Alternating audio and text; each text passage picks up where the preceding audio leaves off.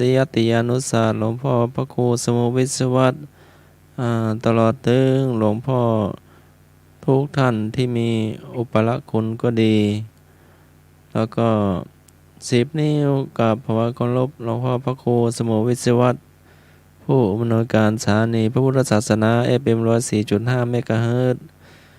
หลวงพ่อเจ้าวัดวัดฝ่ายหินที่เมตตาอย่างสูง แล้วก็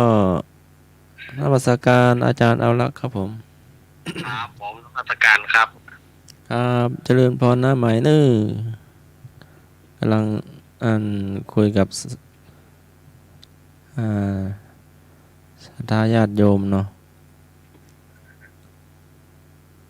แล้วก็ลุงหนุ่ยตัวนื้อครับผมกรรมการครับอาจารย์ครับแล้วก็ท่านผู้ฟังทางบ้านทุกท่านนื้อขอเจริญพรครับหมดกันของเราครับขอกราบนอบน้อมยังคุณพระติทไรรัตนผ่านแก้วพระแก้วเจ้าตัง3 ประการหมายมีพระพุทธพระธรรมพระสงฆ์อันเป็นสารณะที่เปิ่งของหมู่เฮาต่างหลายขอกราบไหว้สา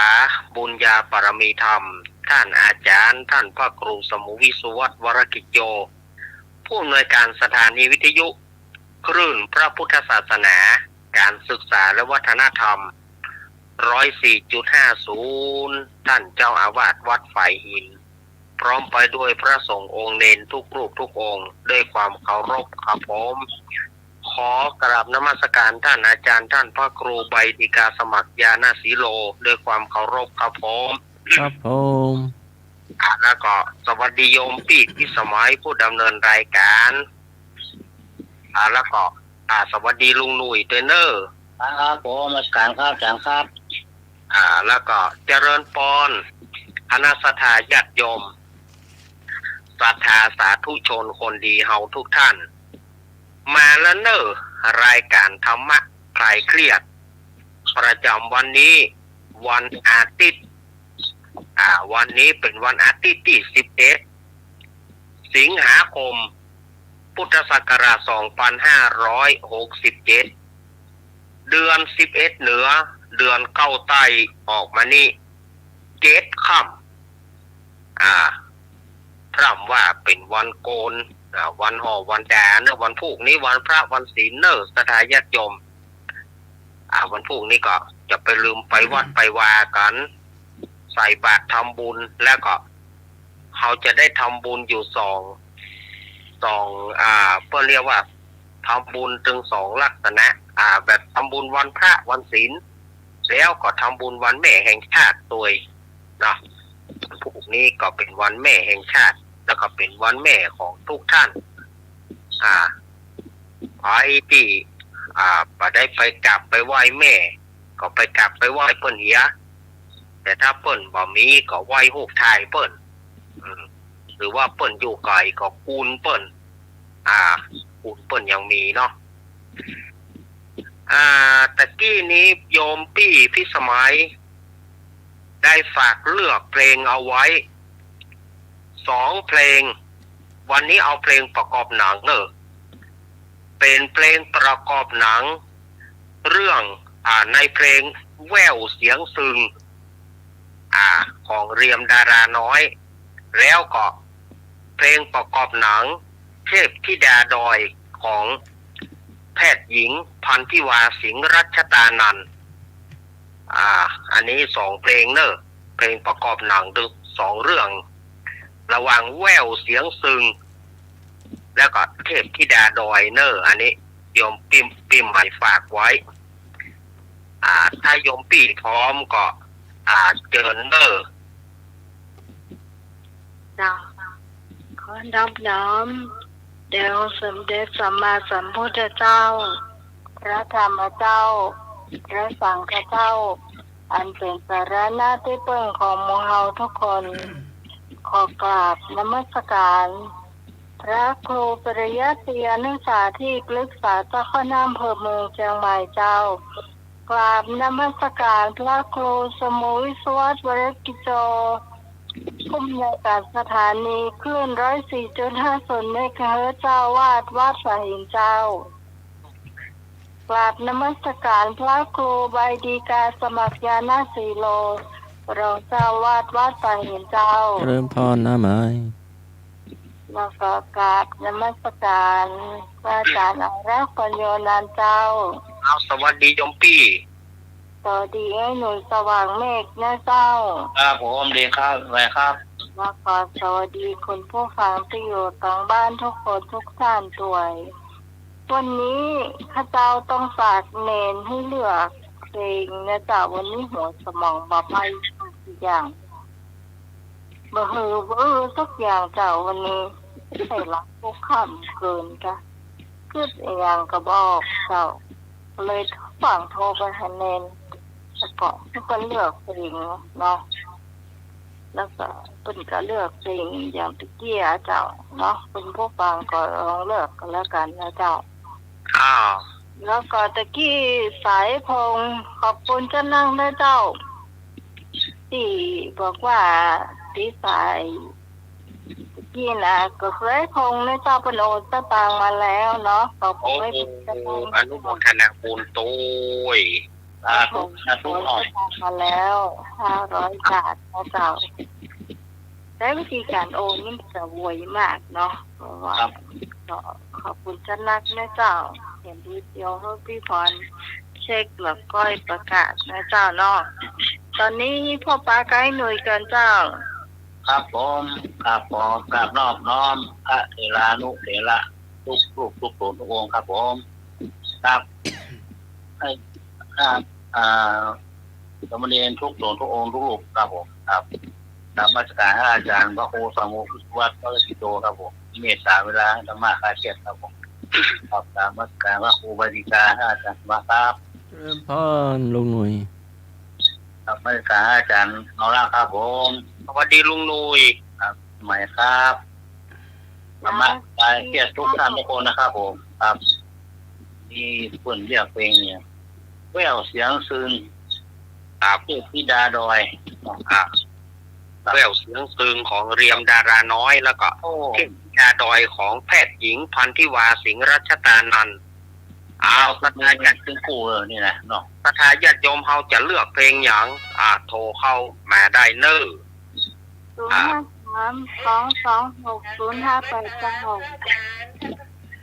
ครูสมุวิศวัตวรกิจโจผู้อำนวยการสถานีเจ้ากล่าวไว้สาพระครูใบดีกาสมัครยานสีโรเจ้า เจริญพรแม่พร จ้ากล่าวไว้สาพระอาจารย์ในรักเจ้า สวัสดีแม่พร พรนะกระ จ้า โด สวัสดีน้องใหม่เจ้า เจ้าสวัสดีเจ้า จ้าสวัสดีลุงหน่วยเจ้า ครับผมเลขาพรครับ จ้าสวัสดีแม่บุญสวัสดีไอ้พงษ์สวัสดีพี่กรณ์กมลเจ้า สวัสดีแม่สุพิษสวัสดียายเจื้อนนะเจ้า สวัสดีแม่ยายลำจวนป้าทองย่าอนันต์ที่อยู่เชียงใหม่51เด้อเพิ่นฟังอยู่นะเจ้าสวัสดีธรรมะไก่เครียดทุกท่านนะเจ้า แล้วก็พี่พรก็เลือกเพลงเทพธิดาดอยดีกว่าเจ้า เพราะว่ากำลังเข้ามันเรียนนี้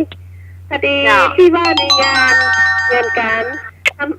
ทำไมสัญจรก็มีแต่เราแบ่งกันไปหมู่บ้านเฮาเป็นหมู่บ้านแผ่นดินทำแผ่นดินทองเนาะถ้าจะไปทำมาสัญจรหมดก็ที่งานก็บ่มีก็แบ่งกันไปนะเจ้า แล้วพ่อหลวงก็ได้แนบทองคำตัวเองเจ้าเป็นพ่อหลวงดีเด่นเนาะ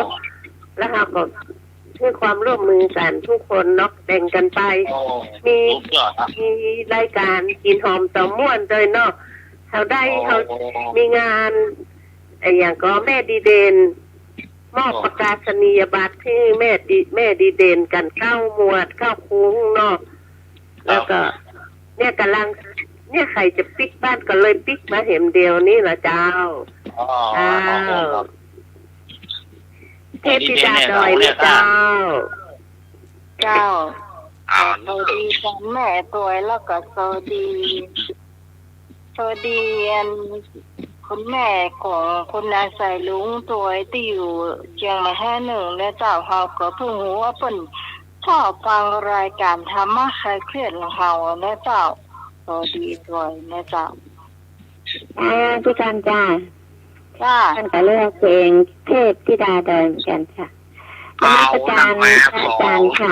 นมัสการพระครูใบดิกาสมัครยานาสีโลค่ะ เจริญพรพี่ก่อน นมัสการอาจารย์เนลาค่ะ สวัสดีแม่ก่อน สวัสดีน้องใหม่จ้ะ จ้าสวัสดีเจ้า สวัสดีไอ้หนุ่ยจ้า ครับผมดีครับก่อนครับ สวัสดีน้องพรจ้ะสวัสดีพงษ์จ้ะสวัสดีแม่สุพิษจ้ะสวัสดีแม่นวลแม่มนแม่บุญจ้ะ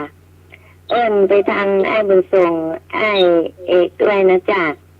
พี่กรจ้ากรกมลเคยกลางค่ะสวัสดีธรรมะไก่เกลียทุกกันเลือกเพลงเทพธิดาดอยค่ะ ธิดาดอยเนาะวันที่ว่าสิงห์รัชตานันท์โอ้โหมาละสองละเทพธิดาดอยครับผม จ้า ไอโป้ง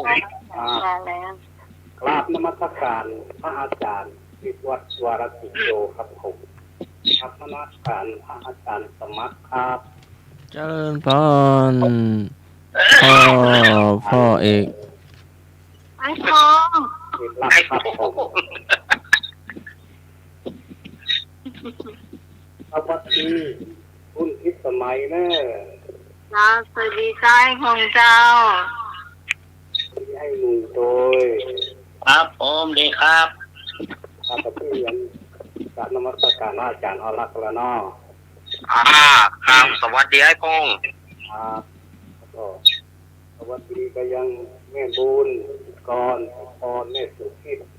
แล้วก็พี่ตองกันนะพี่ตองแต่งกันเดียวกับมาเราพี่ตอง เจ้า ให้เอกตัวเนอเดี๋ยวก็มาเนอเอกว่านี่ผมมาเป็นมันไอ้บริการมาเป็นเนาะยกเงินเอกอย่างเงี้ยครับ อารมณ์โปร่งคลายในสุดยอดอ่ะ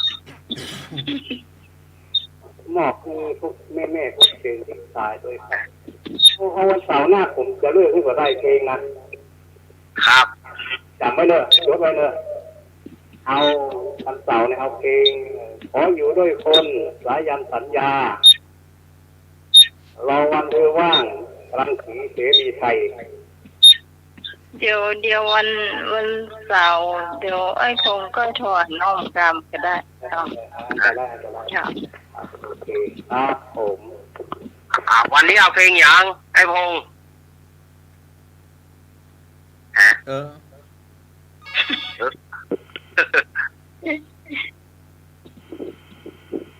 มาแถมเนอร์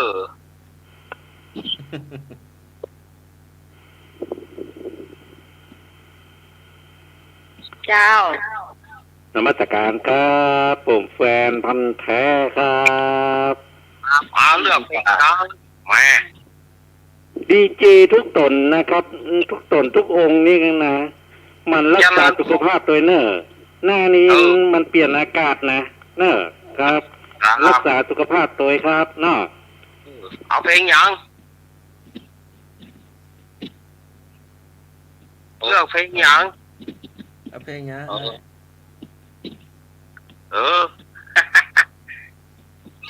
มาแถม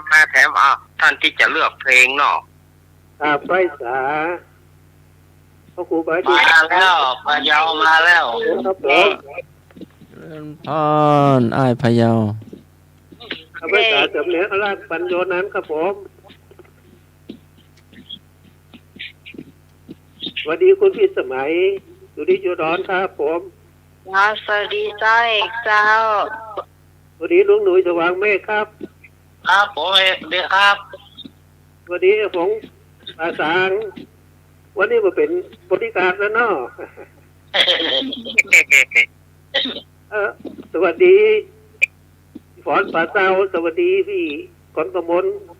เคยกลางคนเก่งบุญแม่บุญสวัสดีแม่นวลอแดดส วัสดีไอ้หนุ่มพันแท้ไม่ลิ้นเลยเด้อ ว่าเป็นอย่างเนอะว่ามีภัยเป็นนั่นบริการนะน้องเป็นคนเดียวก็ได้เนี่ย วันนี้เตียกเป็นของเดี๋ยวนะน้อยแต่เพลงอย่างก็ แววเสียงซึ้ง แววเสียงถึง ครับ แล้ววันนี้ขอฟังเพลงเพื่อจันสมัครชื่อเพลงเฟิร์นผมแดนนะชื่อเพลงว่าพ่อคุณจิ้มเผาสารเนอะ เป่าบุญจิ้นเผาแสน ครับผมเฟิร์นผมแดนครับผมขอบคุณครับ เพื่อโคตรเลยไหมว่าเขาสารเปิด เอาละแววเสียงซึ้งมาหนึ่งแล้วก็เทพธิดาดอยมาสองเอาละแม่แถม ลืมมัน แม่ เลือกเพลงหมดละเที่ยโมตะอูเอาเพลงอันนี้เลย ฮะ เอามา เป็นอย่าง เพลงหน่อไม้ของแพทย์หญิงเพลงหน่อไม้นั่นเนาะ หน่อไม้ที่พิดาดอยนั่น ธิดาดอยนั่นเนาะเอาละมาสองมาสามแล้วเทพธิดาดอยนี่รู้สึกว่าจะขึ้นแน่ละแววเสียงซึ้งมีท่านเดียวอยู่ หนุ่มไม่เลี้ยงเพลงอย่างหนุ่มไม่เลี้ยงมาอุดปอนเพราะเนี่ยนมัสการครับเพลงที่เพราะที่สุดนะครับเขาเป็นคนเมืองนะเขาต้องฟังเพลงคำเมืองครับเนาะเทพธิดาดอยครับเนาะครับนมัสการครับ นี่กะ ย่อมต้องรายงานเจือนี่ก็ไม่ใช่บอกเจ้าขอประการท่านอาจารย์สมุวิทย์ ก็บนทรงให้บนทรง พ่อหนุ่มบุญทรงว่าใกล้ๆใหม่แล้ว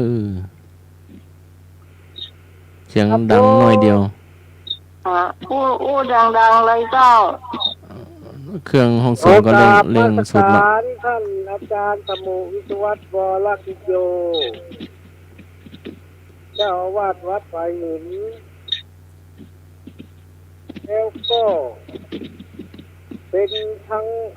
ผอ.สถานี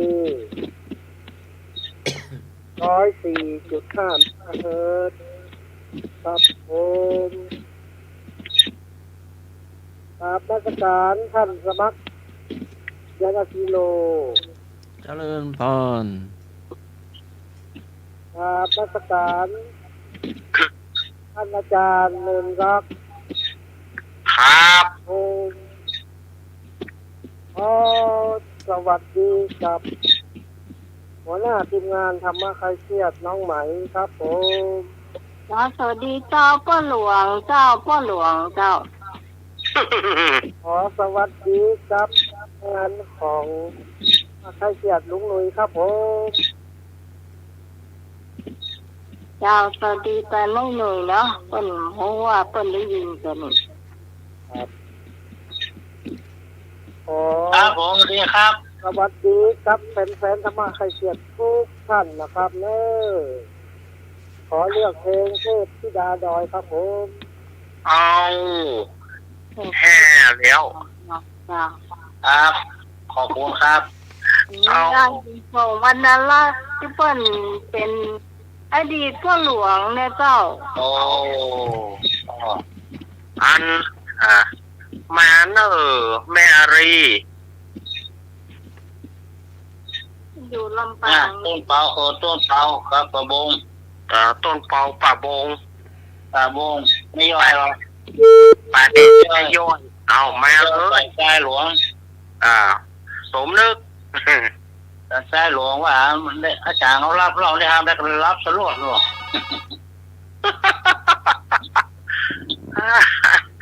รับม่วนแกเจ้ามาแล้วปอดต่อ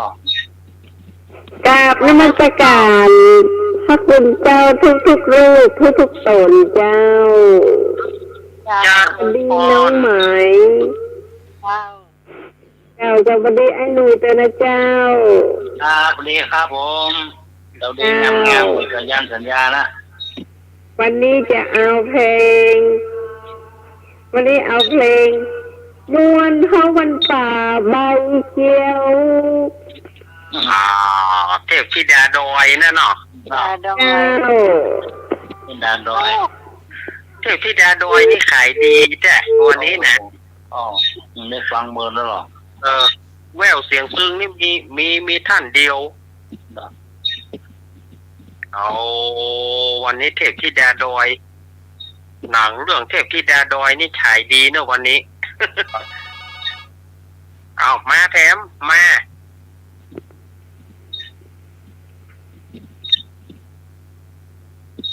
ครับผม เอาสวัสดีเจ้า ครับผม เอาเทพธิดาดอยเจ้า แม่สุพิษ ดานดอยเนาะโอ้ เจ้า โอ้โห เป็นดานดอย สวัสดีท่านอาจารย์เจ้า เจริญพร ดีลูกเนนเจ้า สวัสดีแม่ สวัสดีไอ้หนุ่ยเพื่อนเจ้า ครับผมดีครับดีครับ สวัสดีไอ้พงษ์เสียงรอเจ้า สวัสดีพี่พร คนงามเจ้า สวัสดีแม่บูนเจ้า สวัสดีพี่กรณ์กำมลคนเก่งเจ้า สวัสดีพี่สาวแสนสวยเสียงหวานมะนาวน้ำผึ้งเจ้า ใช่พระพรหมพูดทำตั้ง5ก็บ่เดียว ครับสวัสดีไปตั้งไอเอกด้วยนะเจ้าครับ ครับ เอาล่ะ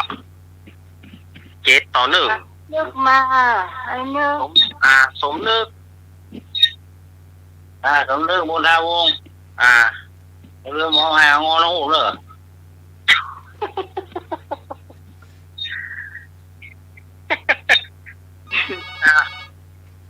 โอ้มา เอาหางหมดเลย ฮัลโหล พี่พร อันนี้พรเนอะพี่พรอันเลือกเพลงอันเพลงเรียกเสียงกึ่งก็ได้ค่ะ แว่เสียงซึ้งเนาะ เพลงของเรียมดาดาน้อยเนาะ น้อย7-2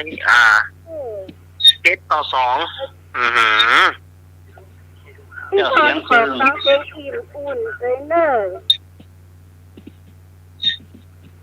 อิ่มอุ่น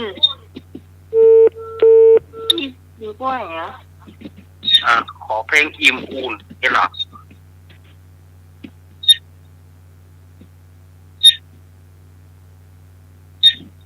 มีโยกอ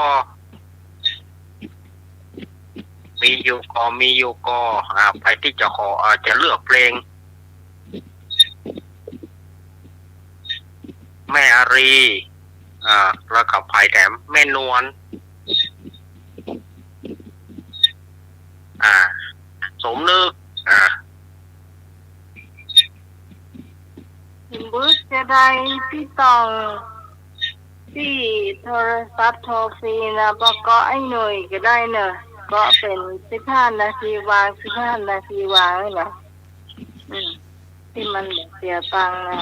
พี่ต้องเลิกทำไม่เลิก มีโยกอแฮ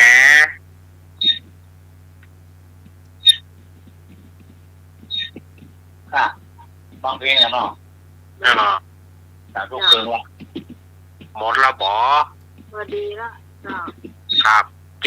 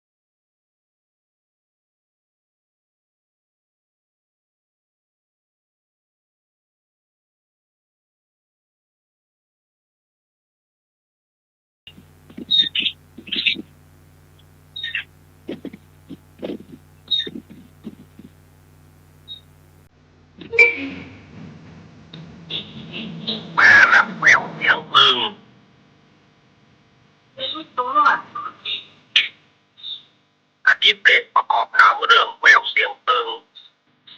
อืม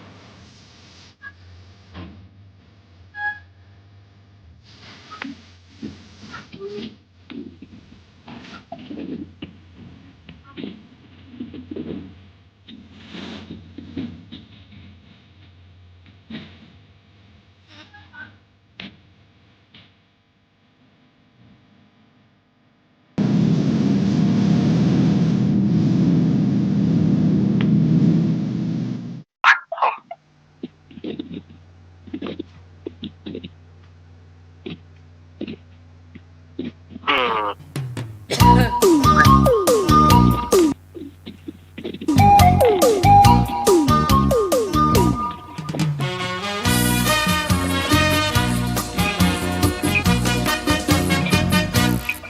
คำบางคำในภาษาไทยความหมายไม่มีสิ้นสุดผมหน้า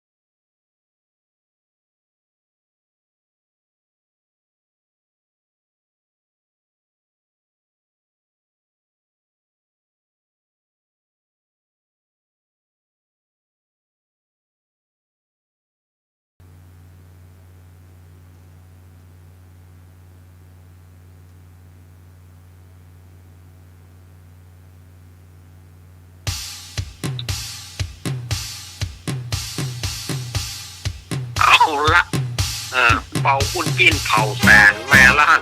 น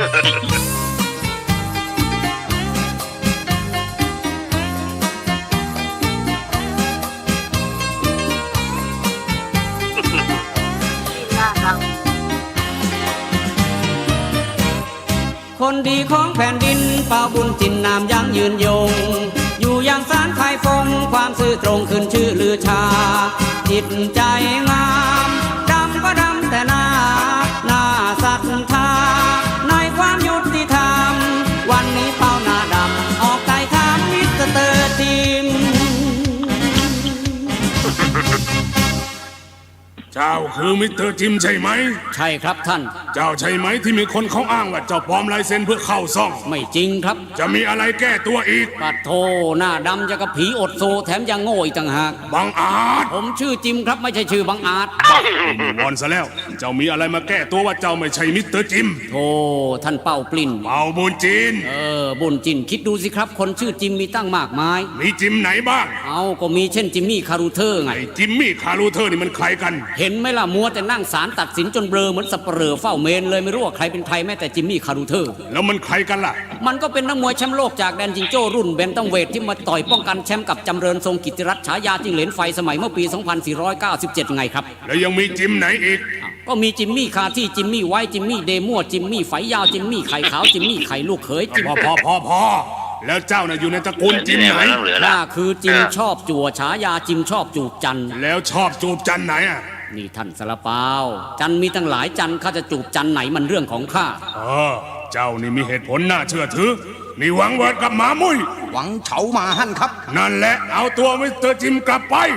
เลิกสอน เฮ้ยมีอึ่งอ่างมาด้วยเหรอ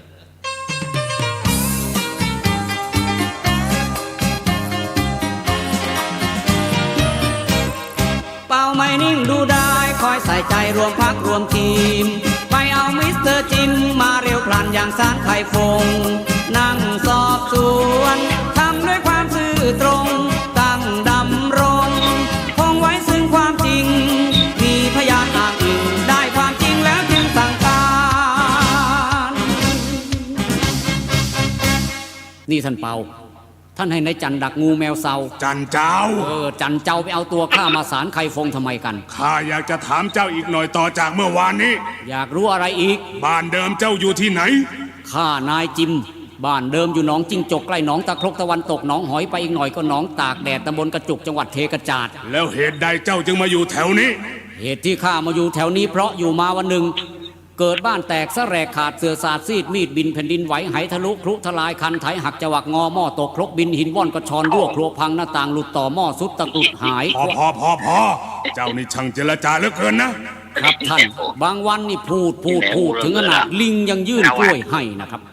ขนาดนั้นเชียวเหรอ ขอถามเจ้าอีกนิดว่าในชีวิตเจ้าอยากเป็นอะไร อยากเป็นนายกครับ จะบ้าเหรอ ท่านเปาคนจะเป็นนายกต้องบ้าด้วยเหรอ แน่ไอ้นี่เจ้าอยากเป็นนายกแล้วเจ้าทำอะไรเป็นบ้าง ทำได้สารพัดอย่างแหละ เช่นอะไรบ้าง ก็เล่นการพนันขยันกินเหล้าเคล้าผู้หญิงปิ้งกัญชาบ้าอีตัวมั่วน้ำมันเถื่อนกลบเกลื่อนความผิดทุจริตช่อฉนหลอกคนให้หลงเชื่อเบื่อรับผิดชอบตีกอล์ฟออฟอ้อถนัดเจาะไข่ขาวเขย่าไข่แดงแทงไข่ดันฟันเสาเสิร์ฟไม่สนใครจะสอนสั่งความดันทุรังสูงไม่มุ่งแก้ปัญหาไปไหนไปปากเปล่าส่วนเท้าไปหาเอาข้างหน้า บ้าเข้าท่าเดี๋ยวออกตีกอล์ฟอ้อน่ะมันอะไรข้าไม่เข้าใจ ก็บอกแล้วมัวแต่นั่งโดอยู่แต่ในศาลไม่รู้ว่านอกจักรวาลเขามีอะไรอยากรู้ก็ออกไปหาประสบการณ์เอาเองบ้างสิฟังแต่เจ้าบรรยายเนี่ยข้าก็หน้ามืดแล้ว ไม่เห็นแปลกอะไรปกติหน้าท่านก็ดำมืดอยู่แล้ว หูปากปิดศาล เอ๊ะ อีกตวงแล้วเหรอ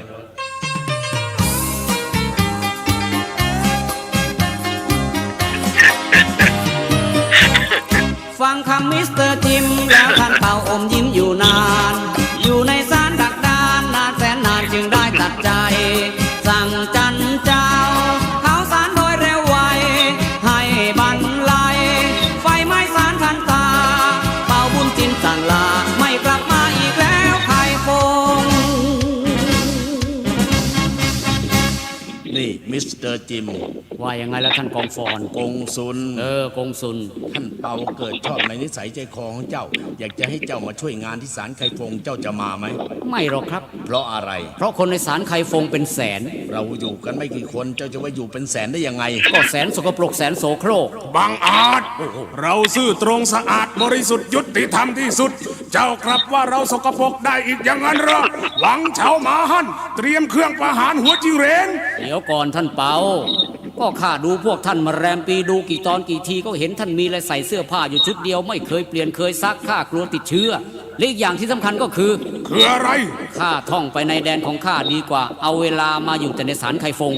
สนุกสุขสบายสู้ซ่าสยิวกายสรานเฉริงบันเทิงสถานสำราญราชกว่ากันเยอะมีทั้งบาร์ทั้งผับในคลับอาบอบนวดสารพัดรูดบัตรสลีปเจ้านี่ช่างเจรจาแท้ๆครับนี่เจ้าจิมไอ้บัตรสลีปนี่มันคืออะไรและแปลว่ายังไงอ้าวสลิปก็แปลว่านอนบัตรก็เอาไว้รูดสลิปบัตรก็คือรูดแล้วก็เข้าไปนอนติดใจจากวันก่อนวันนี้จึงย้อนกลับมารูดใหม่เห็นไหม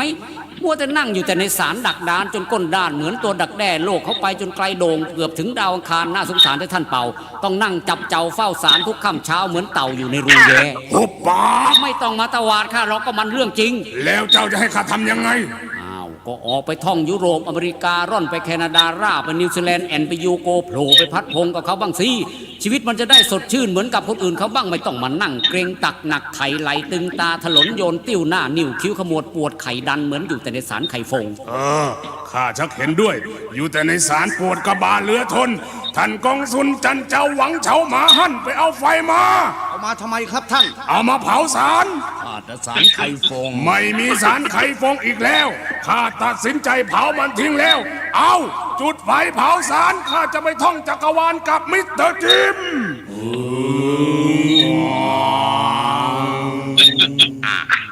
ทีนี้เราได้กินอึ่งเผาหลายตัว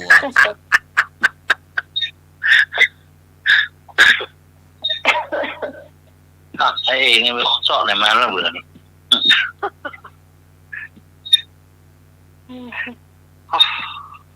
อีต่างแต่ผมเอาที่ไหนมาว่าเราเหลือว่าจะพบเขามันร้องเพลงแข่งกับวันแมงที่บ้านในหนุ่ยเงี้ยนะฟ้าเกียบ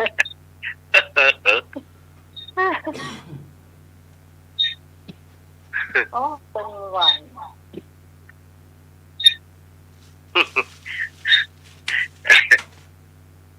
หมดแล้วแหละอาจารย์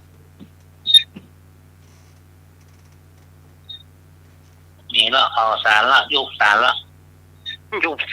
เผาละจ้าขอบทว่าหลอกเพลง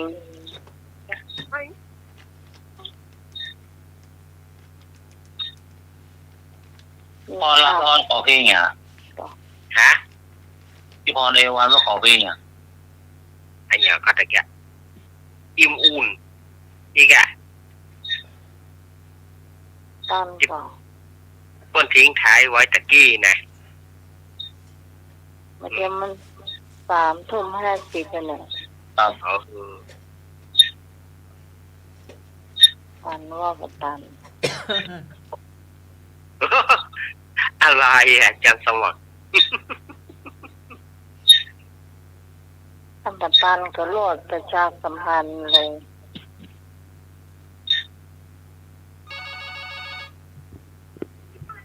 นะมีโทรศัพท์เข้าแมนเนอฮัลโหลใช่แล้วเหรอพี่พรเอราวัณขอเพลงปิ่นปูนน่ะแม่นแล้วเนาะตะกี้นะเจ้าเพลงปิ่นปูนเนี่ยมันจะตันบ่ตันแล้วแต่อาจารย์เนอะเพราะว่าน้องขอไม่ได้เปิดนะ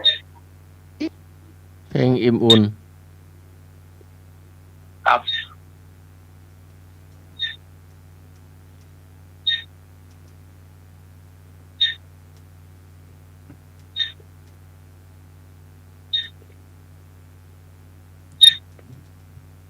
ขณะนี้คุณผู้ฟังกำลังฟังรายการธรรมะคลายเครียดเ ประจำวันอาทิตย์ที่11 เดือนสิงหาคมอยู่นะเจ้า ครับผมสวัสดีวันแม่ ลูกไปเที่ยวเขาก็มาครบทีมนะเจ้าโดยมีพระเจ้าพิสมัยสุริยดรเจ้ามาเป็นผู้ดำเนินรายการในช่วงนี้ สวัสดีวันแม่จีนเลยเนอะจีนสุริยดร อิ่มอุ่นเพลงแม่กะ มาโฮงเลยเจ้าก็แม่ก็ฟังอยู่เนาะแล้วก็ต้องแม่กวางเนาะมันใกล้วันเกิดคนที่จะเป็นประธานพระป่าของเรา ยังรู้เนาะต้องรู้เนาะ ชื่อน้องนุชจ้ะ ต้องรู้สุริยดรน้องใหม่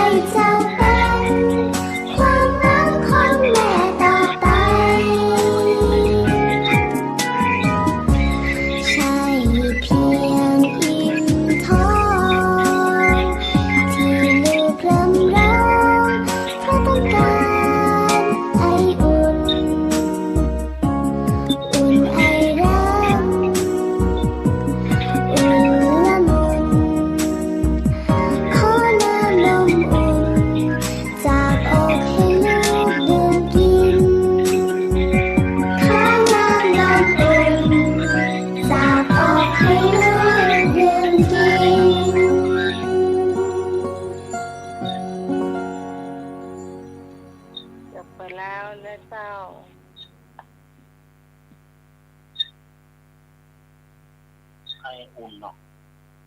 อิ่มอุ่น อิ่มอุ่น ครับ จากความรัก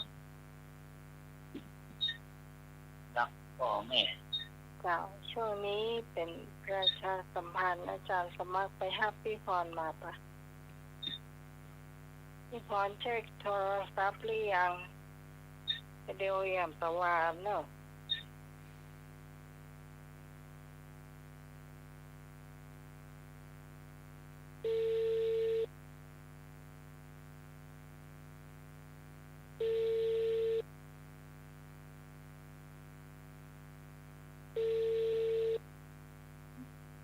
เจ้ากลับภาษาเจ้า เจ้าพี่พร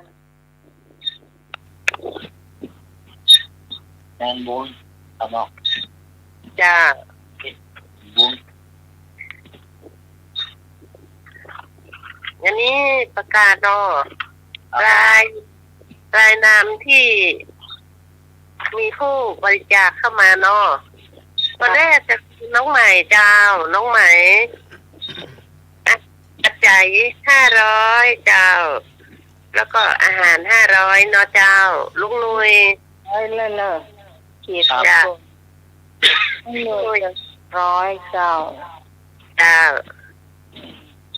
ลุงนุย500เนาะปัจจัย500จ้ะอาจารย์สมัครปัจจัย500อาหาร500เจ้า เจ้า พิกรกมลเขยกลางปัจจัย500อาหาร500โอนมาแล้วเนาะเจ้า เรียบร้อยเจ้า จ้าพี่พรปัจจัย500อาหาร500ยังไม่ได้โอนเตือนนะเจ้าไอ้พงเนาะ ไอ้พอเรียบร้อยแล้วเนอะตะกี้นิ่มได้เจ้า เจ้า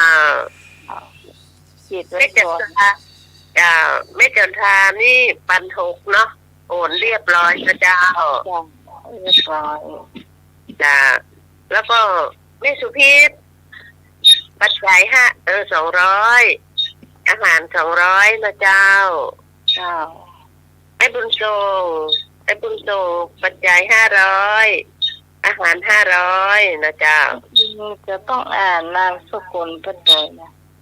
จ้า ให้บุญของวันนั้นละเนาะ จ้า นั่งหมายจะทราบเพราะว่าเปิ้นเป็นป้าหลวงเก่านั่นแหละเดี๋ยวลำบากนะถ้าเปิ้นจะเสียนมาละ จ้าพี่นาน พี่นันยิ้มชมหรือว่าพี่นันเจส เป็น ซี่ ปีเจ้าปัจจัย500อาหาร500นะเจ้า เอา เดี๋ยวนี้เรากำลังมีตะอี้กันเนาะเดียวก็มีท่านผู้ฟังคนใดที่จะท่านใดที่จะร่วมหอมก็ เพิ่มเติมเข้ามาได้เจ้า จ้าเพิ่มเติมติดต่อกับน้องใหม่เนาะเจ้า เจ้า จ้าโอ้เสียงเครียดนี่ดังขนาดเลยเนาะจ้า แต่ออกจากไปนี่เสียงเขียดจะดังตลอด การมันวันของเปิดละเนาะ จ้า เข้าภาษาเนาะ เนาะเข้าภาษาจำศีลเนาะอัพแอปอ่ะเนาะ ดีเหมือนกันนะเลยยังเลยอยู่คนเดียวนี่มันง่อมดีเนาะ ครับ นี่เสียงเครียดเป็นเพื่อนนะจ๊ะ ห้องเทรับก็ได้เนาะ โอ้ เป็นเมืองเหนือป่ะ หน่อยนี้เลยหน่อยพวกหมีอะไรเนี่ยก็ดีครับ จ้าเดี๋ยวพี่พรจะวางก่อนเนอะเดี๋ยวมาเข็มกรรมเนาะเจ้าจ้า ครับเป็นเอิญบอก จ้า เจ้าแต่เจ้าอันอาจารย์สมัครส่งไลน์ไปให้พี่นาเจสีแล้วเนาะ เจ้า เดี๋ยวบอกว่าให้อาจารย์สมัครส่งไปให้กัมก็ส่งไปแล้วเนาะก็โอเคแล้วก็จะได้ก็เปิดมากันแล้วกันเนาะก็ แต่ว่าก็วันนี้บ่เหมือนกันก็เปลี่ยนช่วงท้ายไปน้อยหนึ่งถ้าอาจารย์สมัครลองอ่านดูก็ลองอ่านดูก็ได้เจ้าอาจารย์สมัคร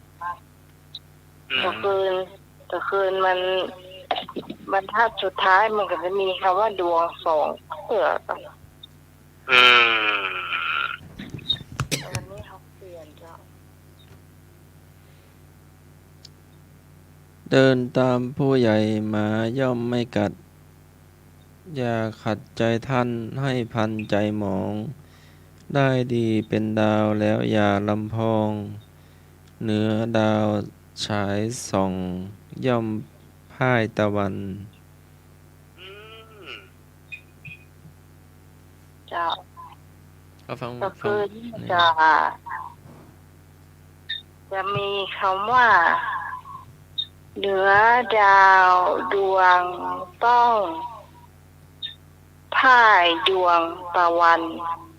บรรทัดสุดท้ายนะจำได้อยู่ แต่ว่าเข้ามาดูแล้วบรรทัดเดียวเนี่ย มันมีคำว่าดวงต้องสองรอบก็เลยมาแก้ไขตอนเจ้าเนี่ยเจ้า โอ้โห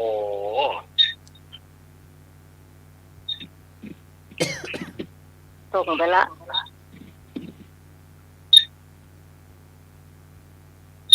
เนี่ยเจสีบอยส่งอันอาจารย์สมัครส่งไลฟ์ผมกล้ามเนี่ยเรียบร้อยเนาะ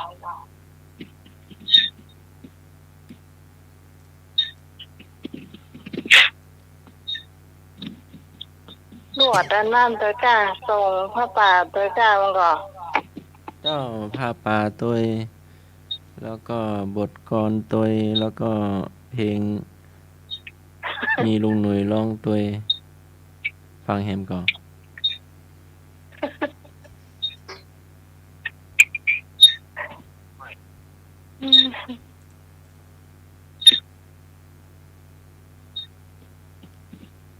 มันเป็นเดือนแรก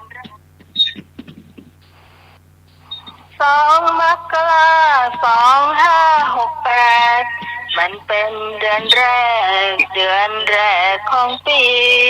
งานประเพณี12 มกราคม 2568มันเป็นเดือนแรกของปีงานประเพณีที่เคยทำไว้ยังจำได้ไหมทอดผ้าป่าสามัคคีบอกกล่าวเพื่อนพ้องพี่น้องเอาคุณลุงคุณป้าอยากสร้างบารมีมาช่วยต่อตามเติมบุญสมทบศาสนาจะได้อยู่ครบถึง 5,000 ปีงานประจำปีที่เคยทำไว้พระป่านั่นไงเราทอดถวายเดือนนี้บอกกล่าวเพื่อนพ้องพี่น้องหญิงชายแฟนๆทั้งหลายที่ฟังคืนนี้จงช่วยเกื้อกูลสนับสนุนเราหน่อยคนละ100 200 300ก็ยังดีเราไม่เคยรอเราจะบอกคุณผ่านคืนนี้ถ้ามีจิตไม่ตรีสิ้นปีหน่อยจนทุกคุณผู้ฟังลองสังเกตต่อลงเนี่ยยังกับรถยังกับรถล้วน รถ เนาะ ความไปตั้งได้ก็มีฟังปิกบ้างนะตลกขนาด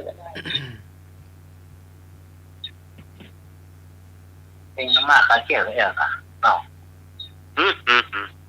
เดี๋ยววัยรุ่นก็มารอละพี่ว่าหายประมาณละอันสุดท้ายที่อาจารย์บันทึกจะดีที่สุด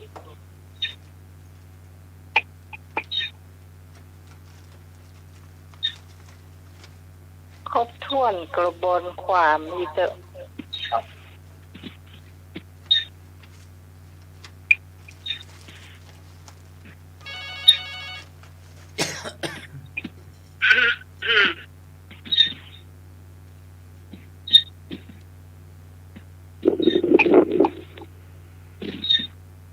มาตรการครับโอ้ม่วนดีแล้วเนี่ย เพลงเนี่ยม่วนขนาดเลยอ่ะน้อม่วนงั้นสันเล้าขนาดเลยอ่ะน้อครับนมัสการครับ เอาแหมเวอร์ชันหนึ่งมาเปิด ฮะ อาจารย์สมัครเอาแหมเวอร์ชันหนึ่งมาเปิดที่อาจารย์มาถือเอาไว้เน้นสังเกตดูดิ2568มันเป็นเดือนแรกของปี งานประเพณีที่ทำกันไว้ ยังจำได้ไหมจอดสปาสามัคคี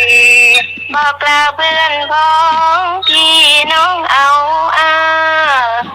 ลุงคุณป้าอยากสร้างบารมีจงช่วยเกื้อกูลสนับสนุนเราหน่อยละ100 200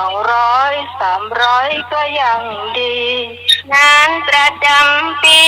ที่เคยทำไว้พระป่านั่นไงเราทอดถวายเดือนนี้ บอกกล่าวเพื่อนพ้องพี่น้องหญิงชายเป็นแฟนทั้งหลายที่ฟังคืนนี้ มาช่วยต่อเติมบุญสมทบมาสนาจะได้อยู่ครบถึง5,000 ปี เอ้ยเราไม่เคยหลอกแต่เราจะบอกคนผ่านคลื่นนี้ถ้ามีจิตหมายตรีสิ้นปีคอยสมทบมา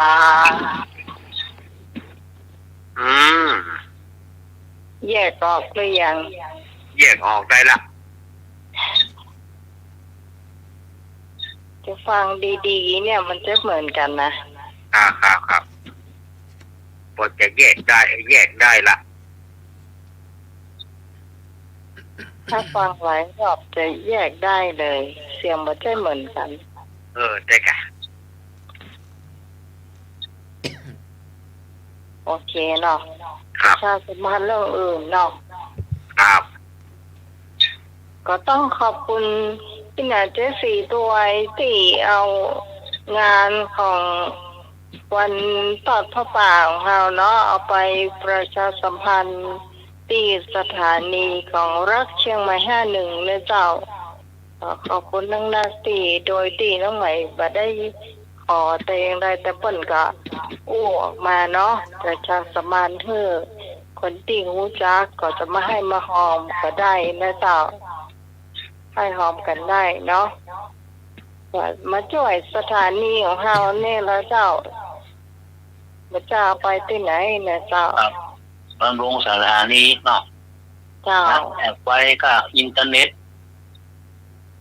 มันถึงสารพัดเนาะ ครับอินเทอร์เน็ตด้วยล็อกออกแจ็คด้วยอย่าง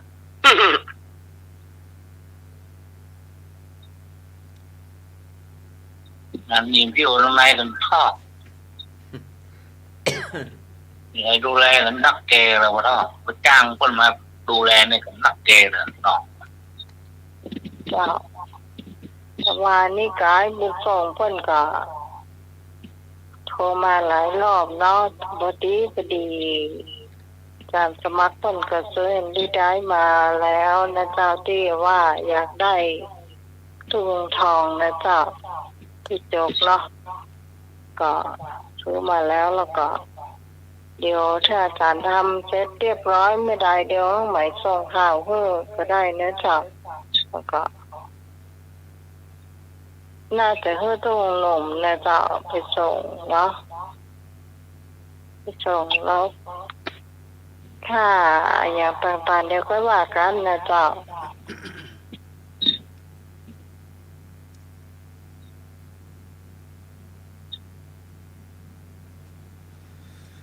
พัส าสัมพันธ์เนาะฮะ ประชาสัมพันธ์ ก็พวกนี้ก็วันนี้ก็ประชุมพระสงฆ์สามเณรวัดฝ่ายหินแล้วก็กรรมการวัดเนาะ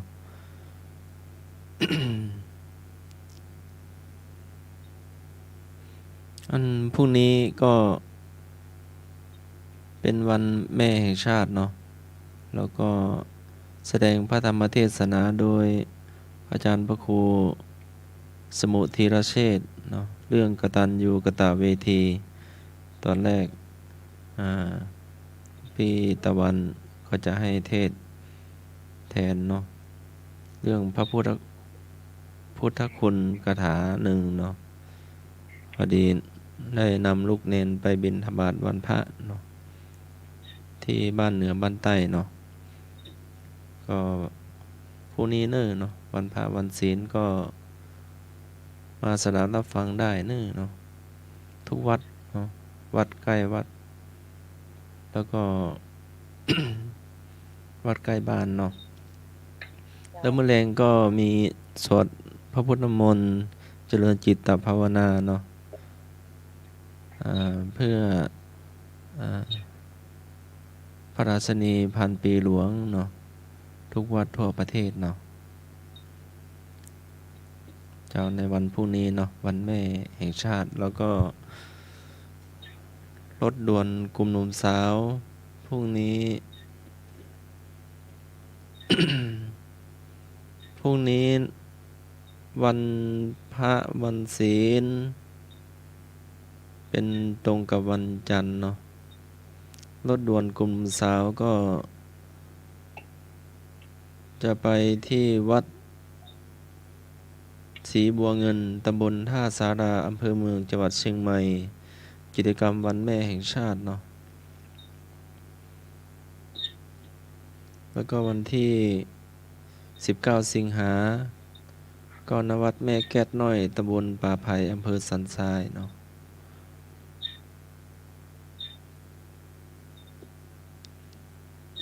แล้วก็ที่ประชุมคณะกรรมการวัดฝ่ายหินเนาะก็ในเรื่อง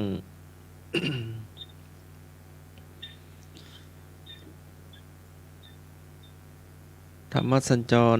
คณะสงฆ์ตำบลสุเทพเขต1เขต2ร่วมกับเทศบาลตำบลสุเทพเนาะก็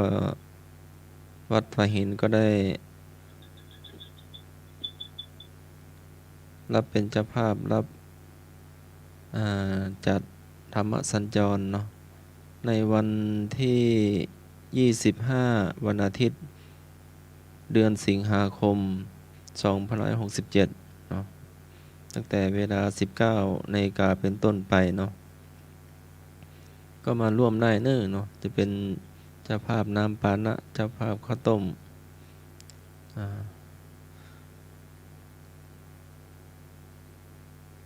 ครั้งที่2ก็นะมูลที่สถาบันครูบาเจ้าศรีวิชัยในวันอาทิตย์ที่15กันยายน2567เวลาบ่ายโมงเป็นต้นไปเนาะครั้งสุดท้ายครั้งที่3ณวัดลำเปิงตะโปธารามในวันอาทิตย์ที่29กันยายน2567เนาะเวลา 19 นาฬิกาแล้วก็รถด่วนกลุ่มสาวฟังเทศก็วัดฝ่ายหินก็ได้รับเป็นเจ้าภาพในวันพุธที่2ตุลาคม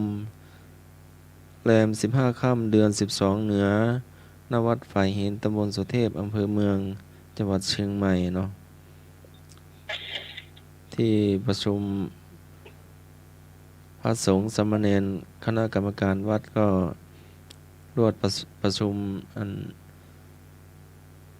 รถด่วนกลุ่มสาวตัวเนาะก็ใกล้สัก 2-3 อาทิตย์ก่อนวันที่2ตุลาคมก็จะประชุมแห่งกรรมว่า ก็เป็นงานใหญ่พอสมควรเนาะก็จะได้มาช่วยกันเนาะ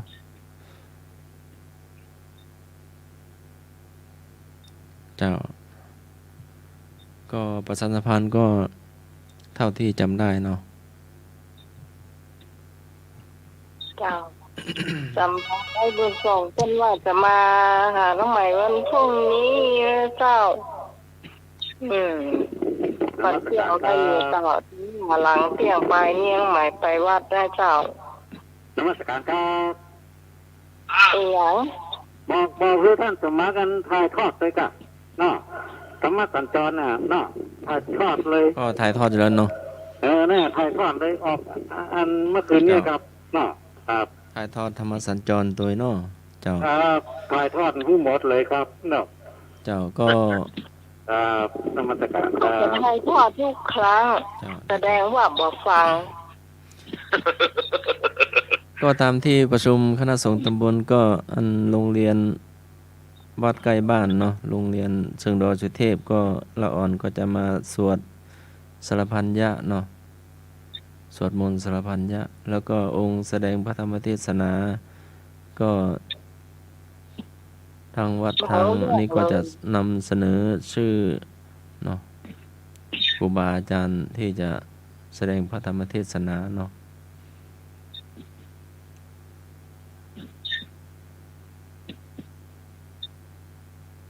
ก็บอกของกรรมเนาะว่าวันพรุ่งนี้ถ้าเลยเที่ยงไปแล้วน้องใหม่ไปวัดเนอะไปส่งเนอะจ้ะถ้ามาก่อนเที่ยงก็เจออยู่เจ้า เดี๋ยวเลิกรายการเอาอาจารย์มาครูให้เนาะ ฮะ ทำของหลวงพ่อตุลุงทองเนาะเดี๋ยวถามให้เนาะ ก็เอาให้ได้ให้เปิดเลยอ่ะ เจ้า อืม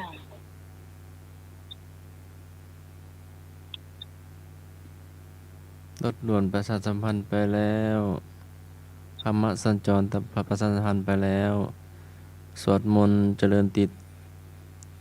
จิตภาวนาถวาย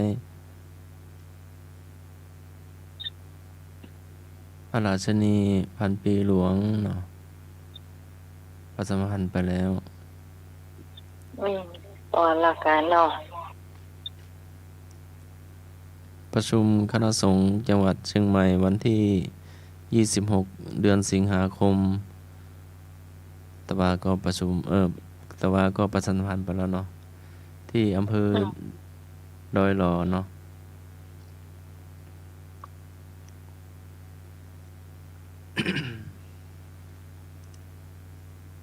4 ทุ่มเช้านะเดี๋ยวไงมาทีนี้ธรรมะเจ้า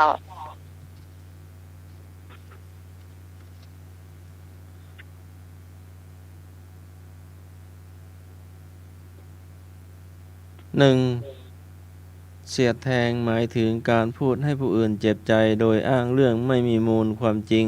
2. อย่างได้แก่ประชดคือการแกล้งทำหรือพูดแดกดันด้วยความไม่พอใจโดยการยกเขาให้สูงกว่าพื้นเพดานของเขาเช่นพูดว่าแพงอย่างนี้เหมาะกับคนรวย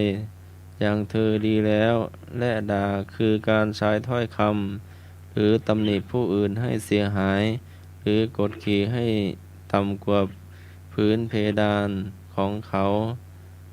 คำด่านั้นมักใช้คำหยาบคำที่สอบไปในทางที่ไม่ดีเช่นตำหนิเธอทำตัวแบบนี้น่าจะ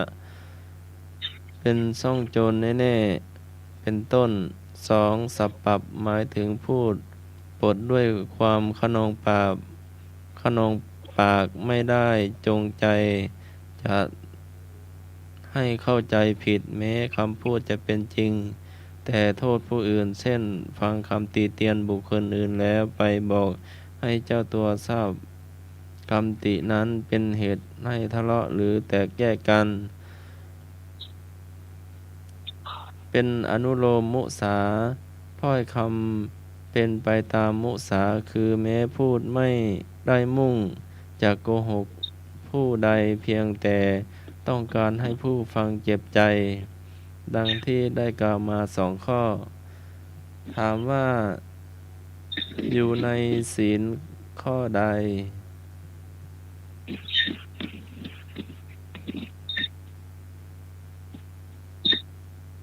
อันนี้มันต้องมีช้อยก็ได้จ้ะเนี่ย อ่าเนาะ อยู่ในศีลข้อใด อยู่ เจ้า ในศีลข้อใดแล้วถามว่า เราได้เคยพูดไหม หรือว่าพูดผ่านมาแล้วเลิกพูดไปแล้ว ถามว่าอยู่ในศีลข้อใด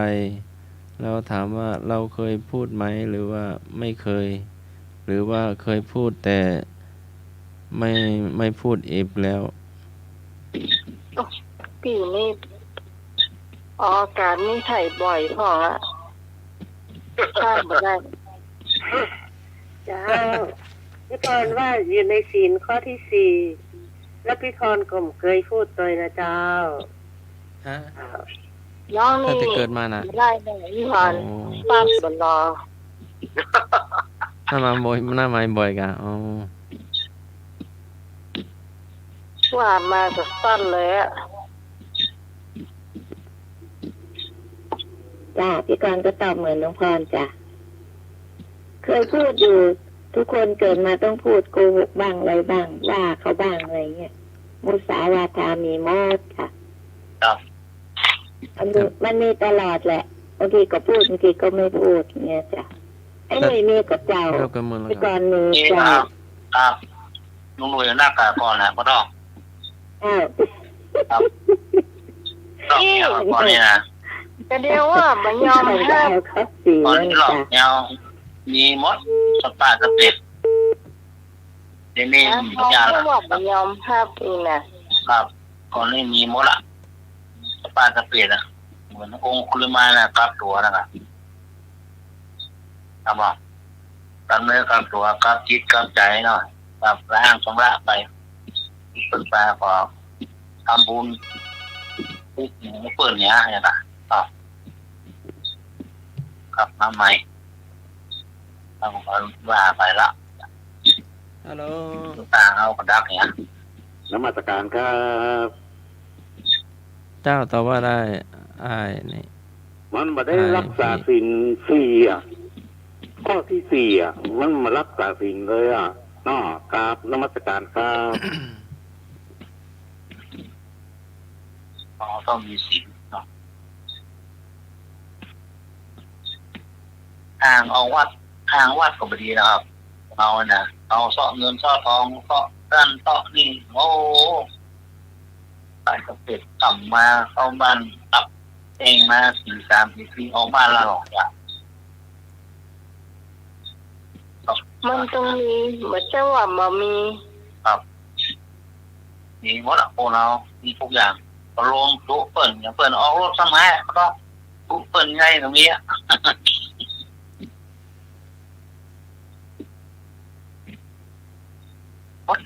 ด้วยว่า เชื่อพระพุทธเจ้าคนเดียวอะนะ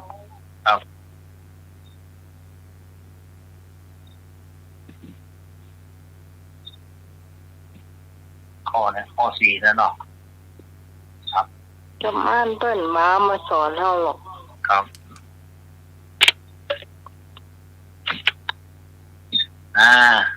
ไม่มีห้องยกมือขึ้น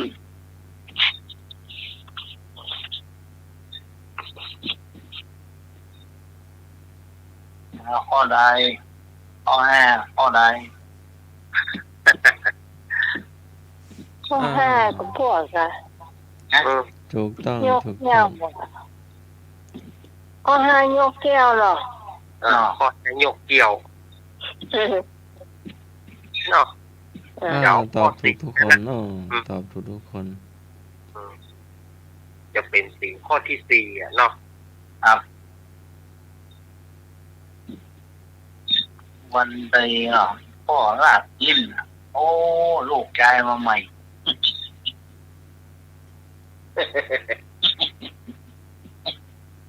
ผมว่าพ่อแล้วน้องสื่อนะโอ้ย โอ้ย เจ้า1โมงลูกเจ้า2ลูกปลาชาแก้ว3ก็แอบ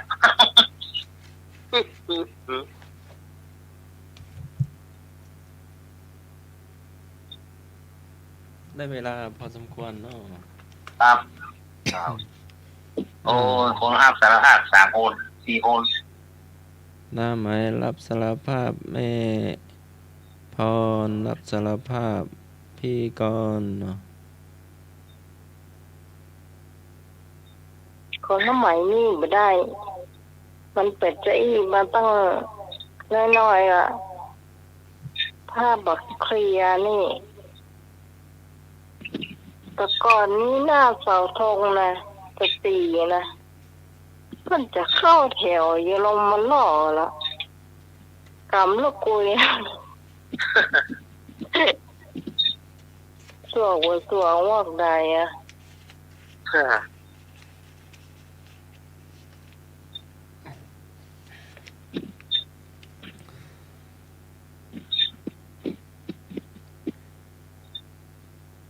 คำถามที่สองอนุโลมมุสาทั้งสอง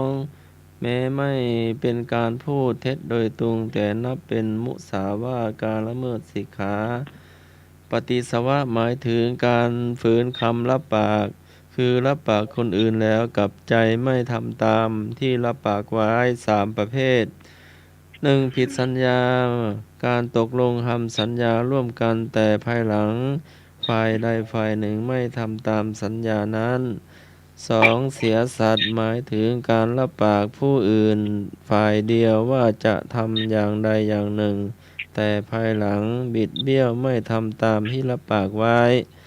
ข้อ 3. คืนคำหมายถึงการรับปากคนอื่นว่าจะให้แล้วไม่ให้เช่นรับปากว่าจะให้สิ่งของนั้นแล้วไม่ให้ถามว่าท่านใด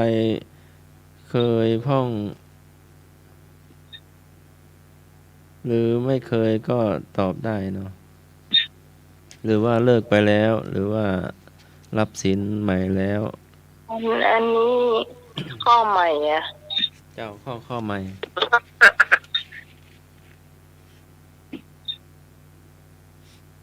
อันนี้ถ้าเป็นเรื่องที่ว่าเขาจะทำอะไรอย่างเนี้ยจะใหม่ทำจริง จ้าพี่กรณ์จ้า แต่ทำแต่ ก่อนก็ ถ้าทำไม่ได้ ถ้ารั ก็ บ ไม่ ปาก ท แล้วพี่กรณ์ก็จะทำไม่ได้จ้ะถ้าไม่ได้ถ้ารับปากแล้วต้องทำแต่ถ้ายังไม่รับปากก็ยังไม่ทำจ้ะอันนี้ถ้ารับปากแล้วก็ทำจ้ะ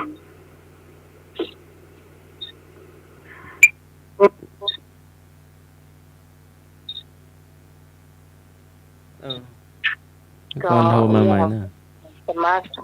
ทันแล้วก็ปะนั่นนะเจอน้ำใหม่มากี่ปีแล้ว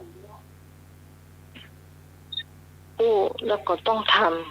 ำแล้วก็ต้องทำเมื่อได้ตัวถ้าบักไม่ปอกก็จะไปทำ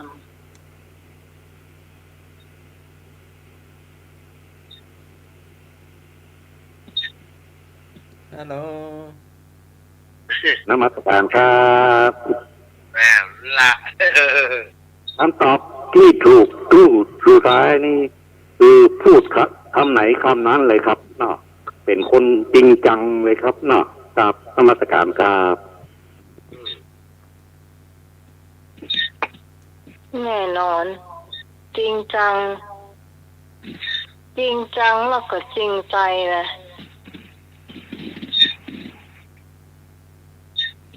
ถ้าเจอคนคิดจุนี่ก็ระวังให้ดี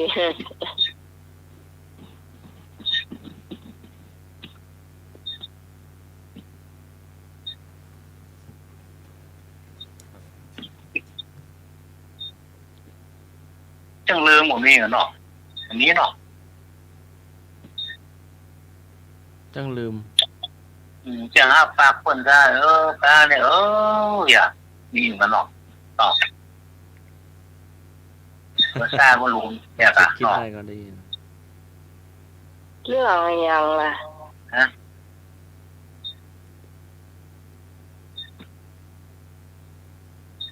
ยกตัวอย่างเรื่องอะไรอย่าง ลืมกะ อย่างคนงอมมาเอาลืมไปเอาลืมไปบ่รู้เนี่ยล่ะต่อ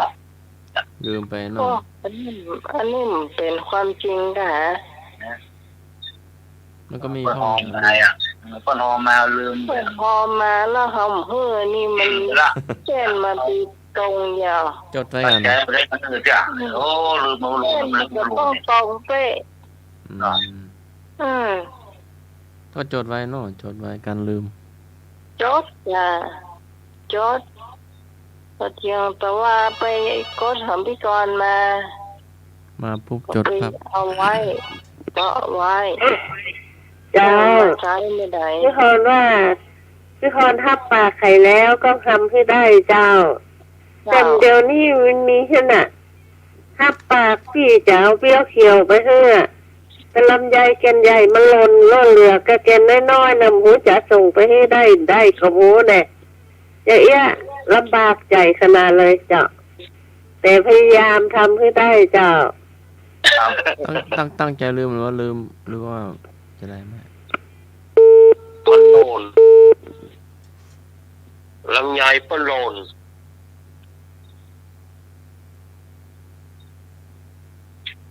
ตั้งจีนเนาะเป็นการขาม แต่ลำไยปีนี้นักเหมือนกันเนาะลำ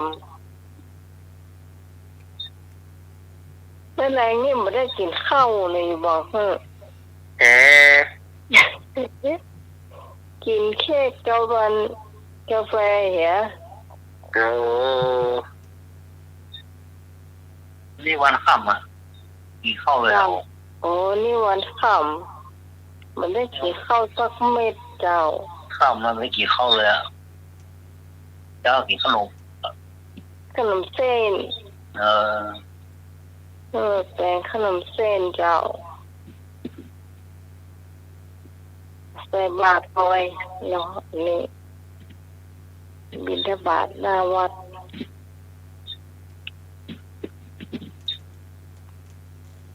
มาข้อที่สาม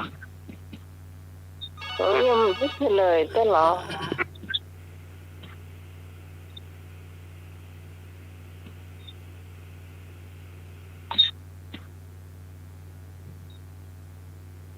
ฮัลโหล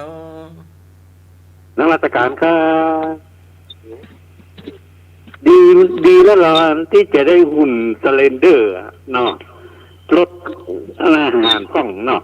ครับนมัสการครับ ไอ้ยังก็ จะได้ตัวเบาอ่ะ โอ้ ขี้ปุ่มจะได้หายอ่ะ มันจะเหมือนอ้วนฮือพวกเราจะอ้วน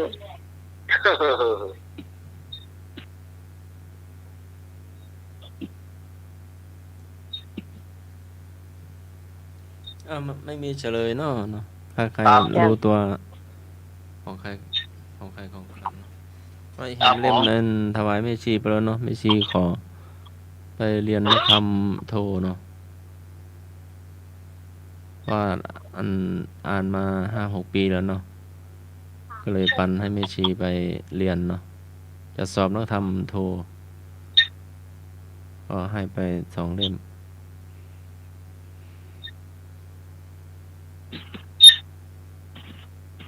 ได้ซื้อเวลาแล้วก็ ครับ ใช่เลย คำถามนี้ไม่มีเฉลยเนาะ ครับ เอา ก็รู้ตัวของใครของมันนะคะ อ่า ก็ที่ผ่านมาได้เคยก่อนได้เคยทำมาก่อนนะคะ โอ้โห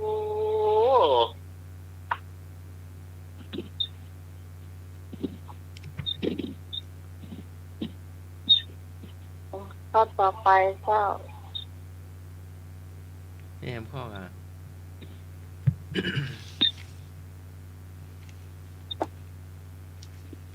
จุดุ่มดีเหรอโอ้มีในห้างนะมันเป็นมอค่ะ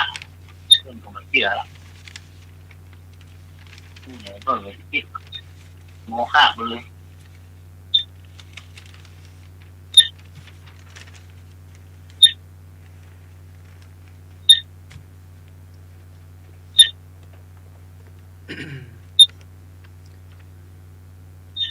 ถามว่า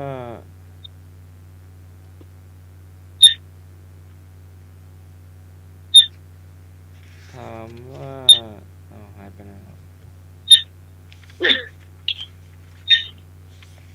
พัดอยู่แล้วล่ะ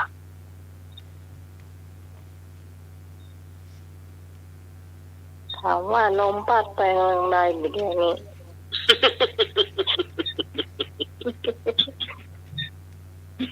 โยสันนิสินโนวาละโพธิมูเลมาดังสะเสนังมหติวิชโยสัมโพธิมาคัจฉิ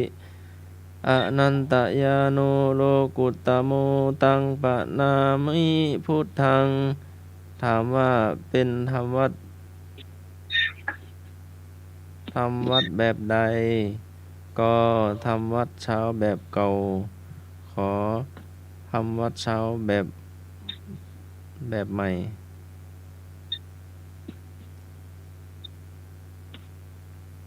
อันนี้ตอบเลยแบบเก่า อ้าวท่านอาจจะตัวอาจารย์สำเนียงอะไร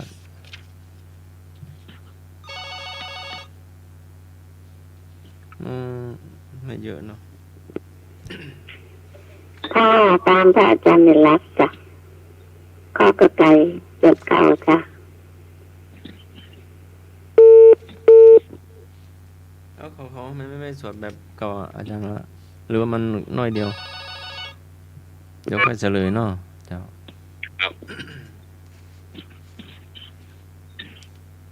เจ้าน มัสการครับคำตอบสุดท้ายคือสวดมนต์ตอนเช้าครับเนาะล้านทำแบบโบราณเก่าๆครับเนาะครับนมัสการครับ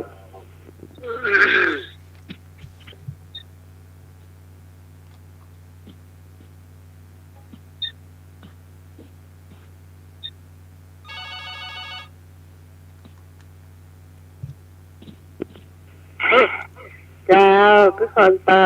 ตัวพระอาจารย์เน้นลากเจ้าสวดมนต์ธรรมะเช้าแบบเก่าเจ้า นี่ก็ตัวละตัวเขาเนาะ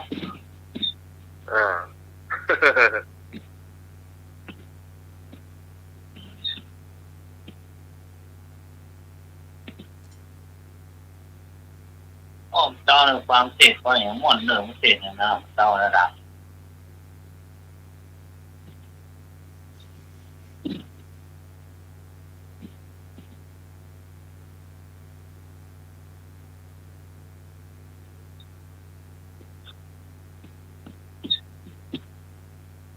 เฉลยเจ้า อาจารย์สารักษ์เฉลยสวดให้ฟังหน่อย คำมันเป็นสวดแบบทำวัดจะทำวัดเช้าก็ได้ทำวัดเย็นก็ได้ มันเป็นแบบเมืองเหนือล้านนาเนาะเมืองเหนือล้านนา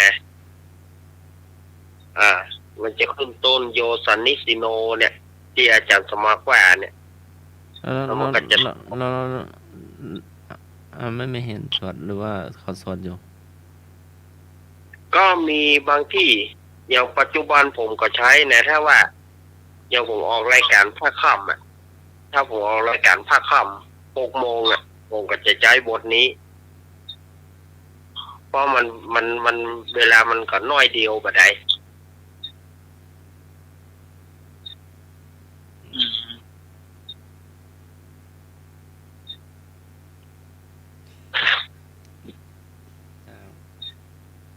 คำถามก็ได้เวลาเนาะจะ5 ทุ่มแล้ว ช่วงต่อไปเป็นสำเนียงเอารักเนาะเล่านิทาน ครับผมครับ มาแล้วเนอะช่วงของเล่านิทานเนาะตะคืนนี้ก็ได้เล่าถึงผ้าสีทอง วันนี้ก็จะเอาเรื่องคนบอกว่าเรื่องนี้ชื่อเรื่องว่าพระหึงจีวรเนี่ยหรือว่าตู้เจ้าขางผ้าจีวรมีเรื่องเล่าในสมัยพุทธกาลอันนี้นะสมัยพุทธกาลคนเล่าให้ฟังว่ามีตู้เจ้ามีพระรูปหนึ่ง เอาเมื่อใดก่อนอยากจะได้ผ้าใหม่แต่ก็หามาได้จนถึงมีครั้งหนึ่งพี่สาวของเปิ้นนะโยมพี่สาวของเปิ้นเนี่ยเปิ้นทอผ้าจีวรใหม่เอี่ยมแล้วก็เปิ้นถวายทานแต่ว่าโยมพี่สาวของพระรูปนี้เปิ้นบอกว่าเอาไปขอนิมนต์พระน้องชายเนี่ยนิมนต์ตู้เจ้าน้องเนี่ยไปที่บ้านเขาเปิ้นจะถวายผ้าจีวรแล้วก็จะถวายพระทหารตัวปรากฏว่าโยมพี่สาวของเปิ้นนี่ถ้าจะทำอาหารแบบเลิศเนาะถ้าจะทำอาหารล้อมพ่องอย่างเงี้ยกินล้อมพ่องกาปรากฏว่าตู้เจ้าน้องนี่ก็ฉันไปนักเกิน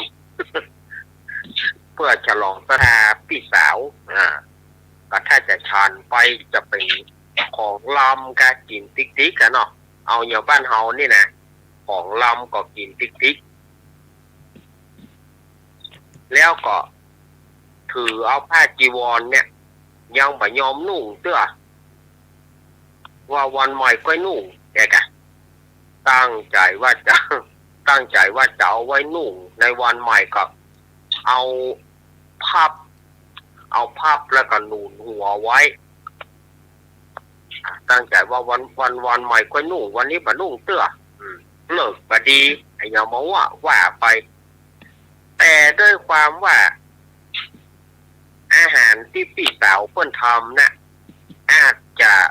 บ่ถูกกับโรคเปิ้นหรือว่าบ่ถูกลมหรือว่าบางอย่างสักอย่างนั่นแหละตู้เจ้ารูปนี้ก็ปรากฏว่าเป็นลมกระทานหันถ้าเป็นประเดียวเปิ้นจะว่าอย่างนะหัวใจล้มเหลวอีกหัวใจวายอีกแต่ในหนังสือนั่นบอกว่าเปิ้นฉันของแสลงเข้าไปแล้วบอกว่าเกิดโรคลมปัจจุบันแล้วทำให้เปิ้นมรณภาพไปทำให้ตู้เจ้ารูปนี้มรณภาพไปเมื่อตู้เจ้ารูปนี้มรณภาพเราภิกษุสงฆ์ทั้งหลายในพระเชตวันมหาวิหารก็ว่าประเด็นนี้เจ้าของเปิ้นบ่มีละเฮาควรเอาผ้าจีวรของพระรูปเนี่ยของตู้เจ้ารูปเนี่ยเฮาเอามาตัดแล้วแบ่งกันไปเย็บจีวรจะดีกว่าแต่ด้วยความขางผ้าเนี่ยวิญญาณของตู้เจ้านี่ก็ไปเกิดเป็นตัวเลนหรือว่าเป็นตัวไฮเป็นตัวไฮแล้วไปเกาะแจงผ้าไว้ไปเกาะแจงผ้าไปยอมเพื่อไผ่เอาไปแต่ในครั้งนั้นบรรดาตู้เจ้าทั้งหลายก็อู้กันว่าเขาควรตัดผ้าแบ่งกันไปเย็บจีวรแต่ปรากฏว่าตัวเลนหรือว่าตัวไฮนั่นน่ะมันก็ส่งเสียงบอกว่าจะไปเอาของเฮา มันบอกจะไปเอาของเฮาแต่ตู้เจ้าทั้งหลายเปิ้นบ่ได้ยินก็เกียมตะไคร้นะเกียมตะไคร้เกียมมีดจะตัดผ้าเปิ้นครั้งนั้นองค์สมเด็จพระสัมมาสัมพุทธเจ้าเปิ้นหูพอเปิ้นได้ยินเสียงตัวไฮเนี่ย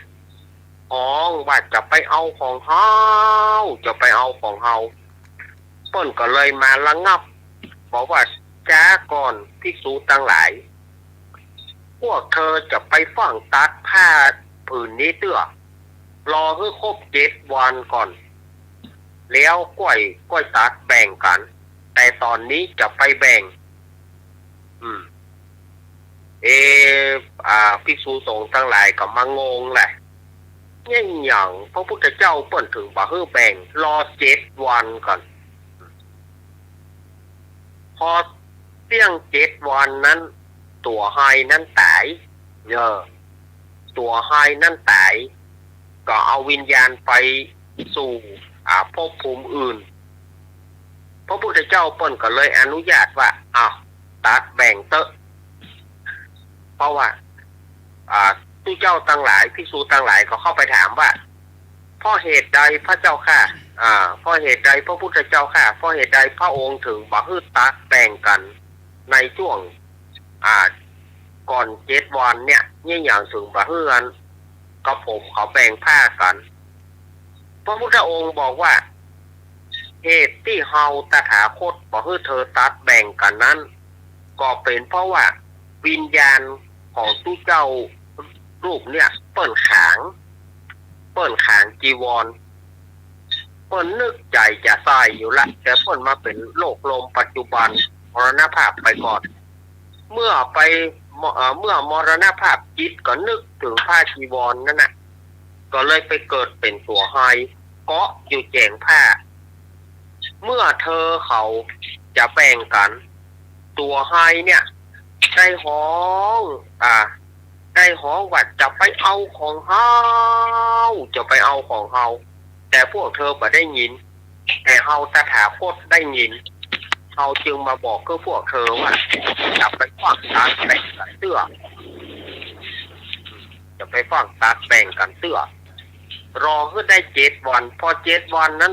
ตัวไฮนี่ก็ตายเมื่อตัวไฮนั้นตายก็พวกเธอก็แบ่งกันเตอะอันนี้นะเนาะเหตุเนี่ยเพิ่นถึงสอนสุมาญาติโยมเวลาที่คนใกล้จะทอดจิตใกล้จะตายเพิ่นถึงบอกว่าพยายามระลึกถึงพุทธคุณหรือพุทโธธัมโมพุทโธธัมโมคือบ่คือจิตไปแปลเป็นอื่นเมื่อจิตเฮาไปเป็นอื่นไปติดอยู่กับสิ่งไหนสิ่งหนึ่งก็จะไปเกิดเป็นตัวไฮก็ดีเกิดเป็นสัตว์เป็นสิ่งก็ดีแถมเรื่องหนึ่งก็คือเรื่องของหลวงพ่อนะ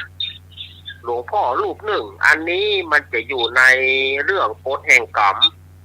ถ้าใครเคยฟังเรื่องกฎแห่งกรรมของป้าไก่ขายข้าวหรือว่าโยมป้าสอสุวรรณประพิษเพิ่นเล่าไว้ว่ามีวัดหนึ่งหลวงพ่อรูปนี้ได้ปลูกอ้อยเอาไว้และหลวงพ่อเนี่ยเปิ้นจะคั่นอ้อยไปถวายพระเป็นประจำแต่ครั้งนะมีอยู่ครั้งหลังสุดนี้เปิ้นอาพาธอย่างนักแต่ว่าเปิ้นก็บอกไว้ว่าถ้าหลวงพ่อ มรณภาพไปเมื่อใดจะมีมโหรีแตรสั่งจากเมืองสวรรค์มาฮับหลวงพ่อเอาไว้จะมาฮับจะแห่กันมาฮับหลวงพ่อไปสู่สวงสวรรค์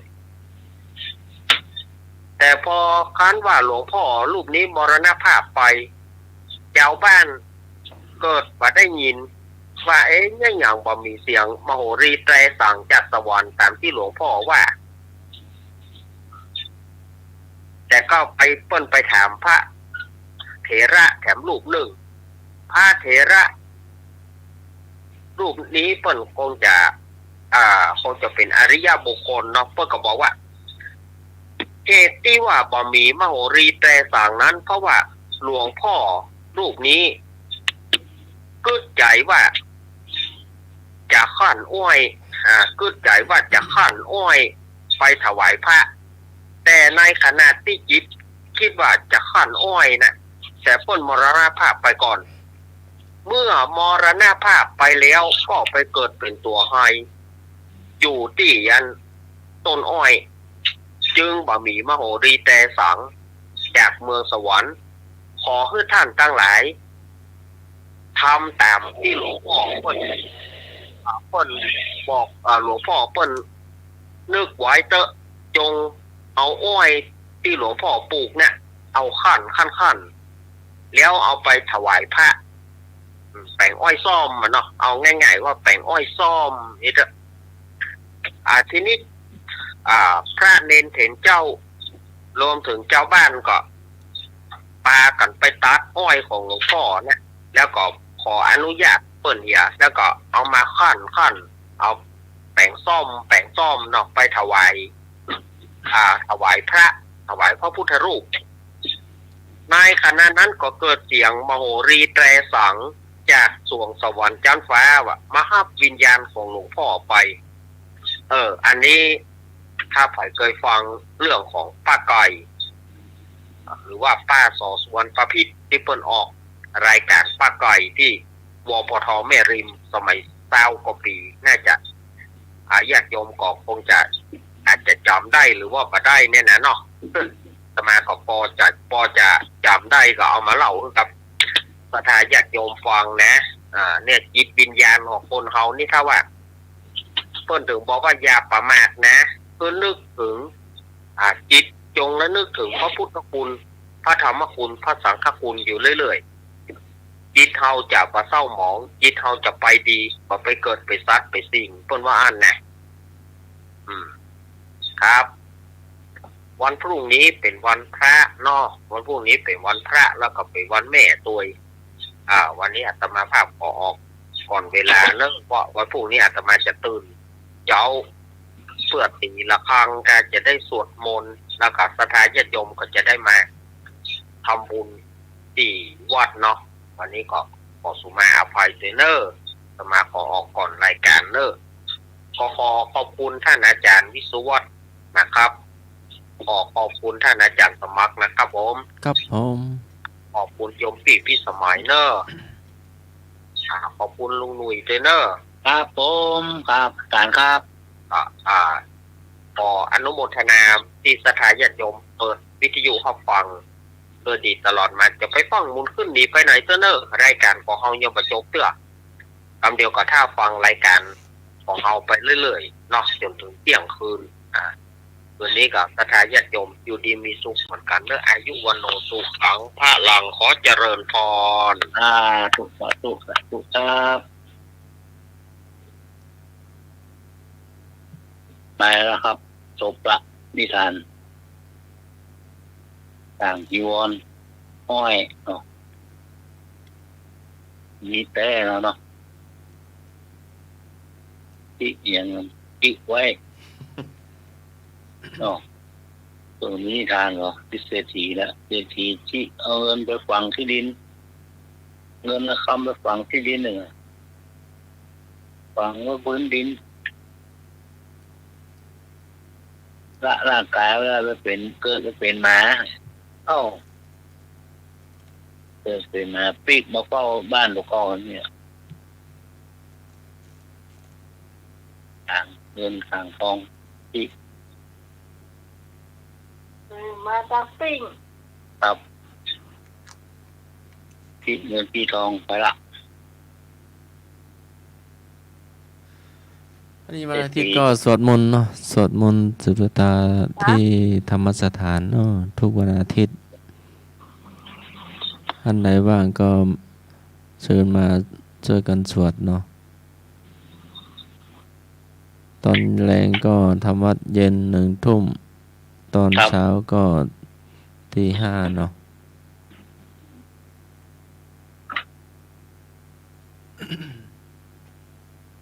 ต้องต่อไปเป็นอย่างกรรมเก่าเนาะหูคิงพ่องกะเนาะแต่สมาคมจากของหูคิงเนี่ยหรอไปแล้วครับคุณวันพระคุณวันพระลูกเจ้าครับลูกสาวตี 4 ตี 5เนาะเดี๋ยวไปฮับปีพรโอ้คิงอาจารย์สมาคมเจ้าครับวันนี้ก็มีบิณฑบาตมีเทศวันพระวันศีลอะไรนะโฮคิงครับ ไปตัวไม่พรต้องรับหรือยังวันนี้น้าใหม่วันศีลมาจำศีลก่อน เดี๋ยวไปรับแม่พรก่อนนึงวันนี้วันพระวันศีลอาจารย์นรักษ์ขอไปจำวัดเนาะลูกเจ้าเนาะ เจ้าข้าพเจ้าเจ้า เจ้า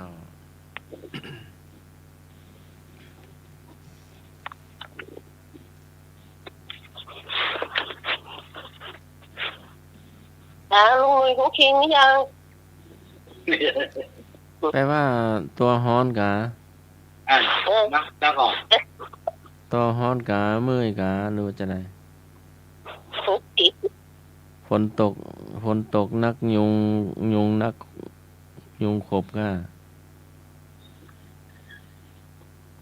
แม่นก็หา เดี๋ยวก่อนจะเฉลยให้ฟังอ่ะ ลุงลุยลืมกุญแจหูคิงเอาไปตัวเดี๋ยวเริ่มช้าได้เลย ย่างกุญแจยังไม่เจอเนาะหายแหมก็เลยปั๊มเอาโอ้โหไปไหนเนาะ อาจารย์สมัครหมูคิงขแจไว้แล้วในหมู ก็เนี่ยได้ปั๊มเอาน่ะได้ยืมตู้ลุงห้องยืมผ้าน้อยห้องเอามาปั๊มมาเนาะเอามาก๊อปปี้กุญแจน่ะกะดีเนาะเพื่อนมิตรสหายเนาะ ครับ เอาห้อยไว้นี่สำรองไว้นี่เด้อว่ะเอาฝากเกาไม้ไว้เด้อว่ะ เนี่ยพวกห้องหมูคิงพวกหมูคิงเนี่ยขแจว่าหายไปหมดเลยเนาะหมูคิงน้ำปิงพวกแห้งเนี่ยมันเนาะ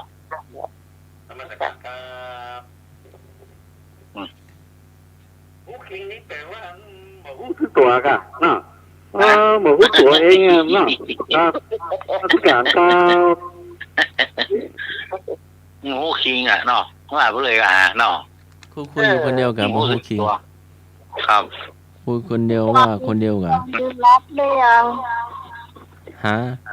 ตอนรับหรือยังถ้าพี่จอนรับกับป้าพี่ตองมา ตืดมาหน่อยตืดมาหน่อย พี่กรณ์นะ บ่ฮู้เนาะโทรมาตืดมา วันนั้นน่ะไอ้วัดใส่เสื้อดับด้านเพื่อหูคิงก็อยู่ที่วัดไปแล้วโอ้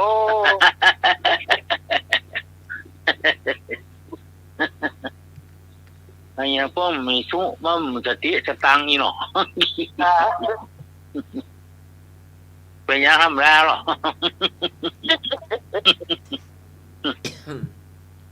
เสื้อมีสองหน้าแหละเนาะสตางค์มีสองหน้าแหละ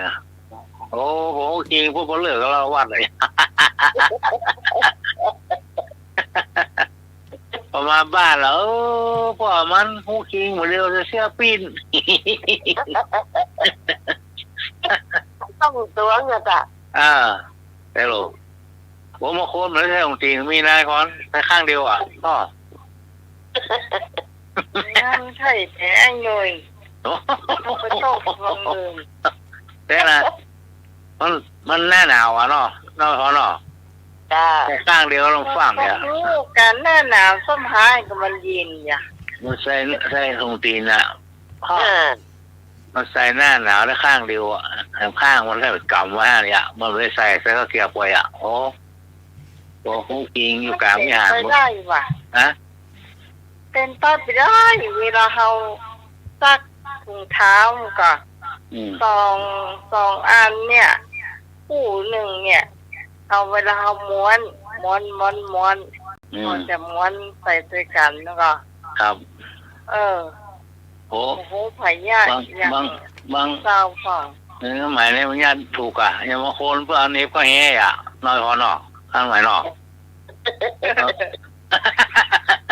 มีใช่เลยสมมติใส่ข้างเดียวข้างไม่ใส่อันนี้ก็แห่ไว้โอ้ไปบุไรขอเย็นจ้ะจะไ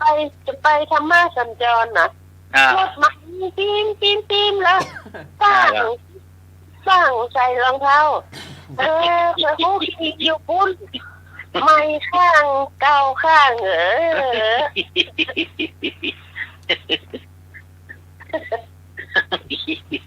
ขอย่าล้ำเหลือ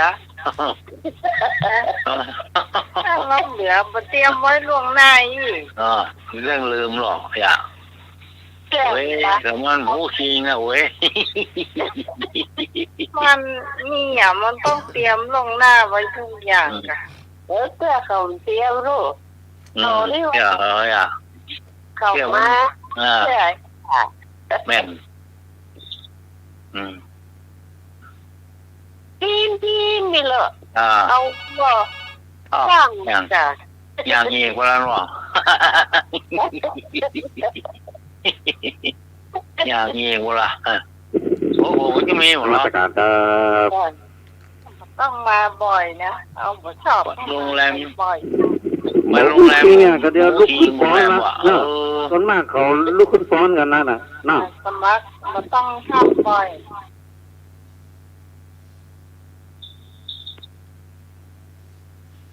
ตอนไปเนี่ยการนะโอ้เข้าบาปกรรมอ่ะหลวงกิงกูน่ะลืมแม่โอ้เสียเข้าไปเนี่ยการลืมมันหมดตัวอ่ะโอ้เข้าวันนี้บาปกรรมไม่หลวงกิงให้อ่ะเนาะค่ะเดี๋ยวกินว่าเข้ากินแล้วครับผมยังคิดลืมกับหนุ่ยครับผมยังคิดลืมกับไอ้พงมาอยู่ใส่ของจานสมัครแท้เป็นยังไม่เป็นยังฮะเสียงมันชัดของคุณอ่ะโอเคหรอมาไอ้พงโชว์เบอร์มาจะเอาที่เบอร์นี่เลยผมก็คิดลืมกับให้มันสร้างหรือไปถึงคนขัดแย้งรถอยู่บ้านเนี่ยคือตัวเรามาจากสมัครเดี๋ยวจากสมัครไปครับครับรถเป็นคนสร้างกุญแจมาไปกุญแจอยู่บ้านเนี่ยมันไปได้ยังไง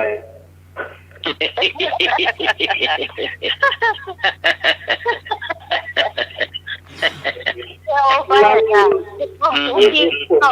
ค่ะเป็นอสมนะทุกวันนี้นะอาศัยเมียมีอันโคเราคนเราก็ใจมาแรงมาเตียวทุกวันเราเกียกเข้าไปเนี่ยนะเตียวทุกวันละแล้ววันนี้ซักเกียกแล้วไม่แล้วก็ตากกันเตียวใส่ข้างแถวข้างแล้วเอาหนีบไว้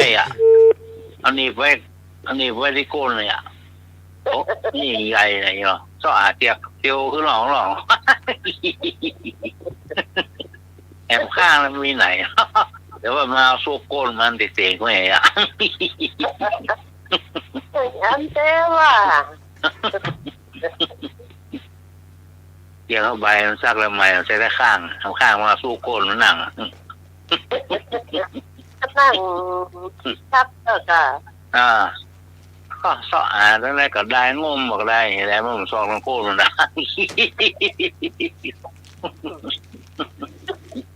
เดี๋ยวเข้าเดี๋ยวออกว่ามันยิงหลามเนี่ยสอคือเราโอ้ยก็สอเกียกนะ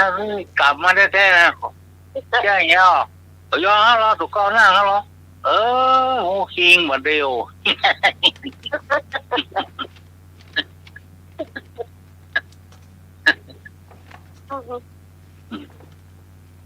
ก็คนก็ได้กินข้าวกินข้าวเราก็ได้กินน้ำบือมือเนาะกินน้ำก็ข้าวจะกรรมไม่ได้กินน้ำลืมมือเพราะไปตึกอันตึกนี่กินได้นี่โอ้กินเดียวไม่ได้กินน้ำจะกรรมลืมกินน้ำโว้ยแม่มันก็ต้มบอกย้อนให้แท้บอกกินเงี้ย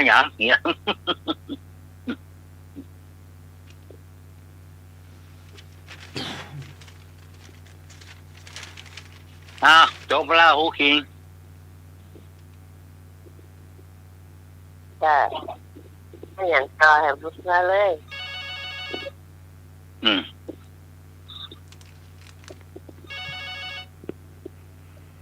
อย่างก็มียายแก่คนนั้นเนาะ ครับ ย่างใส่ลำไยมันก็รับใส่ลำไยก็รับแค่น่ะนั่งรับเดี๋ยวขอลำไยคว้างหัวพกสะดุ้งยุบอ้วนเขาหอยยุบอ้วนให้ลำไยรับตัวนี่ขอลำไยพกหัวนี่เลือดใจอ่ะพงโยกข้ามมันไปรถไปโอนได้ยังทุกยิงทำแล้ว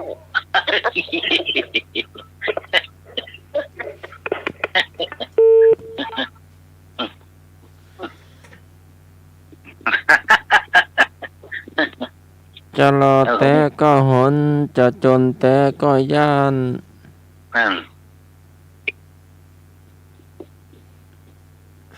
เนี่ยนะเดี๋ยวห้อมแท้ฮ้อน จะรอแต่ก็หนจะจนแต่ก็ย่าน หมายถึงกล้ากลัวกลัวไม่มั่นใจตนเก่า มันใจมันเชื่อเราเก่าเนาะเลิกเราเก่าว่าเชื่อเลยโหไป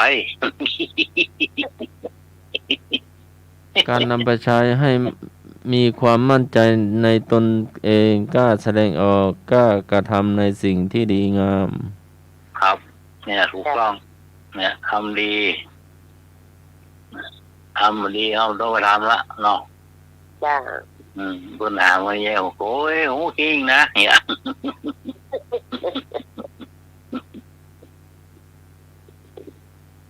อาจารย์สมัครถามตะกี้อ่ะ ครับ ยังว่าจะให้รับเหมามานี่ระวังให้ดีนะไอ้หนุ่ยเนาะ ครับ อะไรอย่าง โอ้ยหูเคียงอยู่ หนุ่ยนอกพี่พ่อนอกจ้ามีพยานเนาะ โอ้ ที่ไปรับน้ำใหม่นี่เด็กวัดไปหรือว่าสมัครขับไป จะสมัครครับเพื่อนก็มาเลย มันไปไม่ถึงอ่ะมันจะลงม่องฝ่ายหินเลยอ่ะ แปลงปากผู้ข้างกลับไปบอก เจอไปถึงบ้านใหม่จะล้างหูคิงก็ว่ากลับรถมาเนาะ เนี่ยจะสมัครว่าอะไร จะเหยับเบรกไปเหยับคันเร่งเลยอ่ะ รถก็ปุ้งอะจ้ะเล็ก แต่ตู้เจ้าขึ้นมหาเทนพระเจ้าสะบ้านเพิ่นก็ไม่ขับเนาะ ครับดีวินัยโอ้เรื่องพระเจ้าขับรถมันมีอันไปแต่ละจะไปปัดจะเพิ่มห้องโจรห้องเนี่ยตา จ้า แต่ มี ยา อัน มจำ ไหน เป็น อันไหนมันเข้าใจละ ยามจำเป็นยามเจ็บป่วยยามติดต่อ ก็แล้วที่ทุกเจ้าไปส่งอันธดาเมื่อค่ำเมื่อคืนน่ะขับรถไปส่งเพื่อไปห้องยานี่ที่สองอ่ะมีเงินเจ็บต้อง อันละข้อเอานั่นไหมครับ ของห้องไผ่ก็มาสักคนดึกดื่นระยะ จ้า ทำไปส่งยาเดือดร้อนเพื่อมาจี้แจงเอาเพื่อนน้องเพื่อนน้องสาวเพื่อนระยะแล้วแม่ก็ดีละ จ้า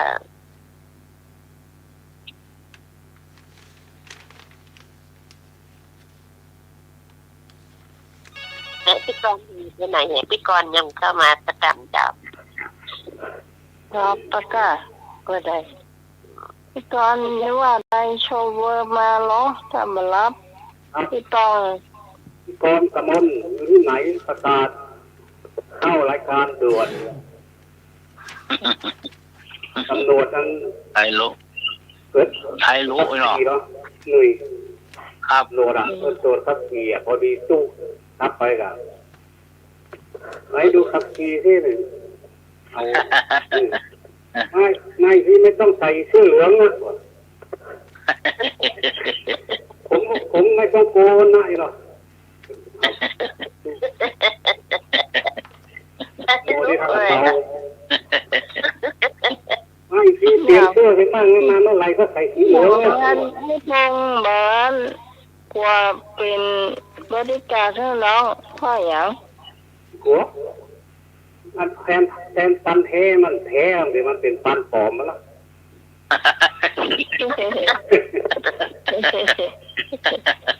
โอ้ตาปางใจแบนนี่หลายเสือแล้วมันหัวเนี่ยน้องมันบ่ต้องมีไผ่เป็นบริการอะน้องกันตัวเองได้หรอเนี่ยหัวเนี่ยคนเหมือนกันครับที่ก่อนมากะรับละกันให้รู้ละให้รู้ให้รับทำดีฝันดีเนอะทำดีฝันดีเนอะต้องมาแจ้งอ่ะนั่นเหรอในที่ขับรถอ่ะซ้อนสามก็ท่อขับรถไปรถเครื่องซ้อนสามพ่อปะจราจรตาโอ้ยังซ้อนสามมาก่อนผิดกฎหมายรถเขาเองดีหรอวะ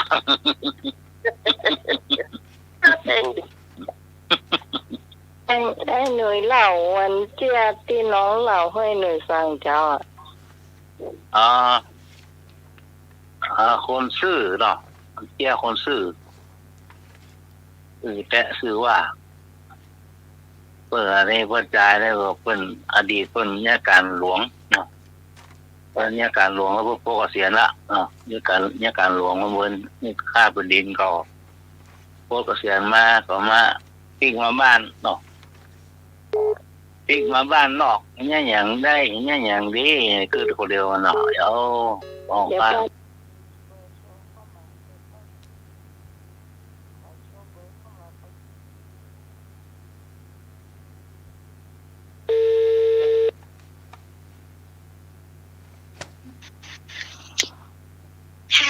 นมัสการค่ะหลับจริงๆด้วยอาจารย์ในรักเรานี่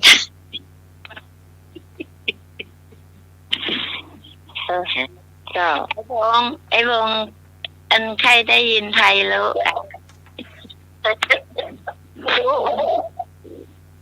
โดนซอยแล้วบ่ซอยที่นอนแล้วเลยรับละเจ้าฟังไม่ได้เล่าเที่ยนี่ยาวเลยยาวมากยาวถึงอันดอยน้อยก่อแน่นอนกะข้ามน้ำปิงแล้วยาวถึงใหญ่โอ้จริงอยู่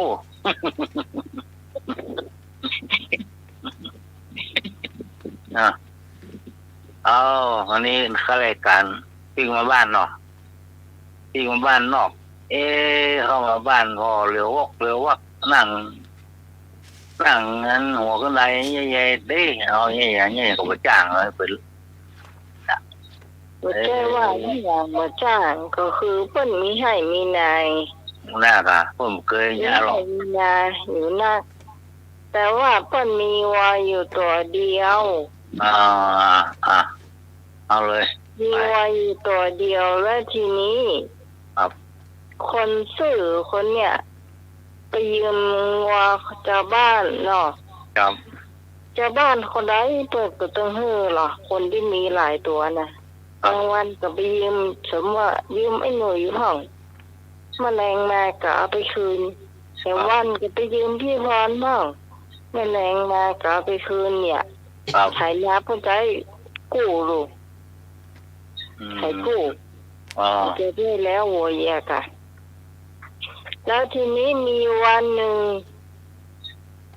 แกเลิกค่ำย่างค่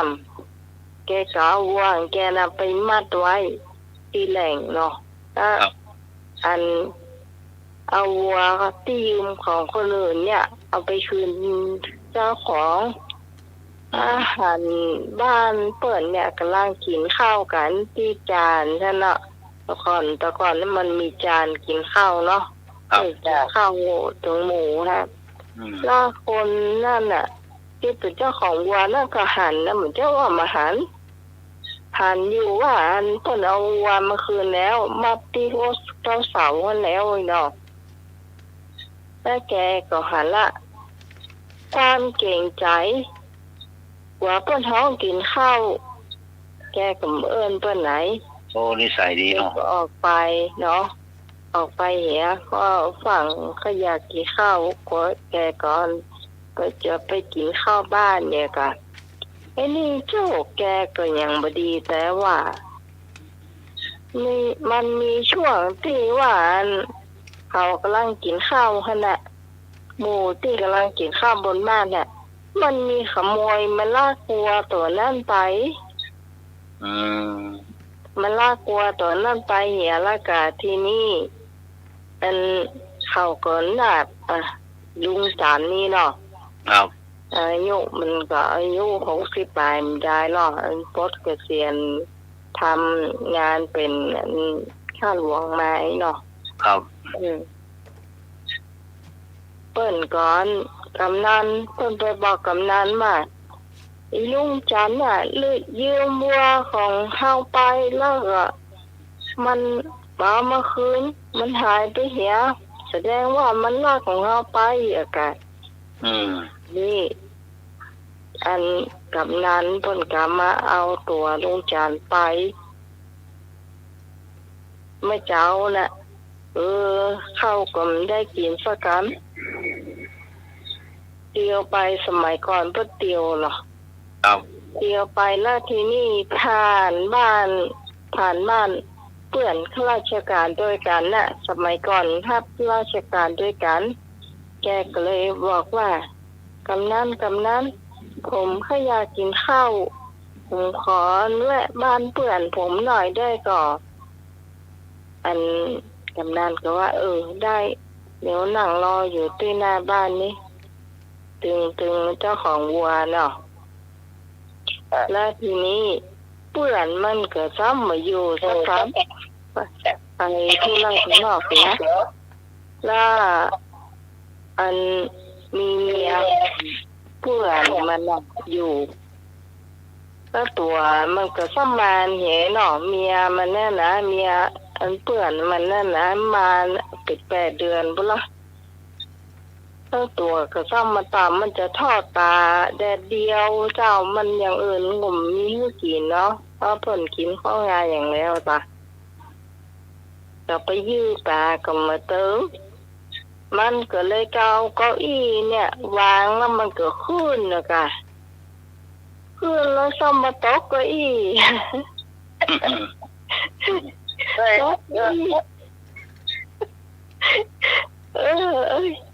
ดวงก็ยังมาช่วยแต่ว่าอันที่ต้องฮะนะลูกมันก็ตายเหี้ยตกเก้าอี้มันผัวมันปีกมาก็เลยเป็นโจทย์สำคัญว่าอันเป็นตายจานเนี่ยทำให้ลูกมันตายก็เลยอันเป็นโจทย์สำคัญหนึ่ง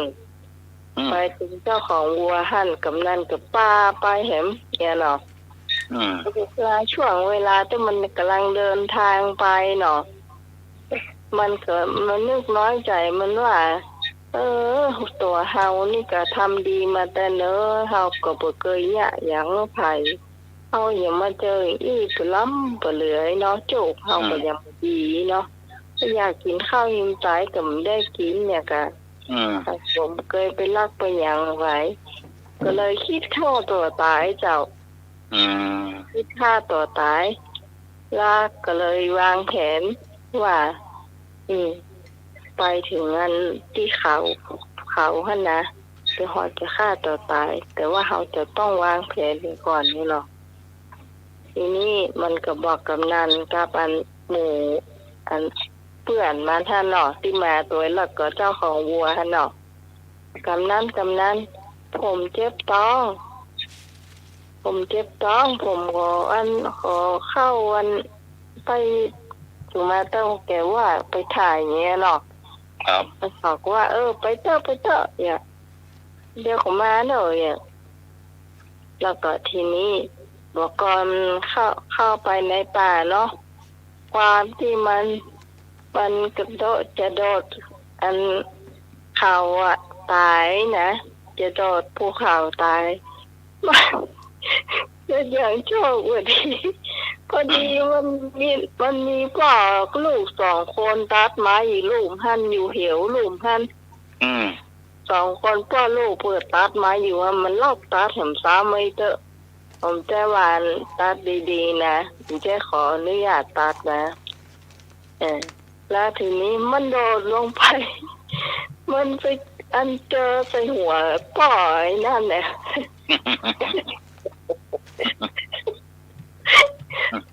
ไม่โดนถ้ามันตายก็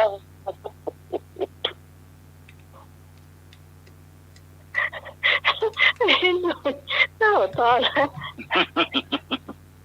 โดดเป็นโดดแซน2 คนพระลูกนั่นนะโดดแซป่อมันนะอย่าคนเราจะมาตายอ่ะเรื่องแบบความอะไรนั่นเดือดร้อนละเอาคนซวยเนาะตุกซวยก็ซวยเอาเนี่ยก็บดีจนโดดใส่เปื้อนคนเราตายอ่ะเลยไม่ต้องขอพระลูกในป่านั่งพอใจป่าเนี่ยป่อมันตายเขาคืนมาด้วยกันปะกันนั้นนะครับ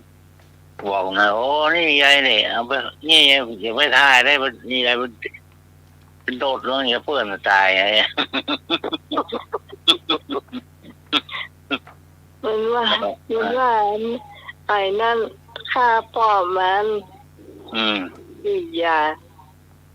ไอ้นั้นฆ่าพ่อมันแล้วทีนี้มันไม่ยอมมันว่าไอ้นั่นฆ่าพ่อมันนี่หรอกก็บอกเป็นอย่างก็เป็นโจทย์ด้วยกันแล้วตัวกันไปทีนี้ไปเตียวระหว่างช่วงเตียวกลางตางน่ะแล้วก็มีม้าพระราชาเพิ่นมาเนาะแล้วก็มีทหารไล่ตัวม้าตัวนั้นน่ะม้าตัวนั้นเราไผวกยิงได้ก็ได้มันก็ต้องมาอยู่เนาะก็หล่นตัวม้าแล้วกันพอดีอันลุงจันนี่มันก็ทำงานในวังมาก่อนมาเกิดหูจักได้เนาะมันเลยอันแปลไปหินอ่ะก็คือขวางเนาะเก็มใช่ว่าตั้งใจขวางเป็นใดนะคือขวางเจ้าม้าปิดไปไว้ปิดไปตังเดิมอ่ะไปตังทหารนะแล้วพอดีม้าตัวนั้นนะมาโดนมาหินลุงจันที่เกิด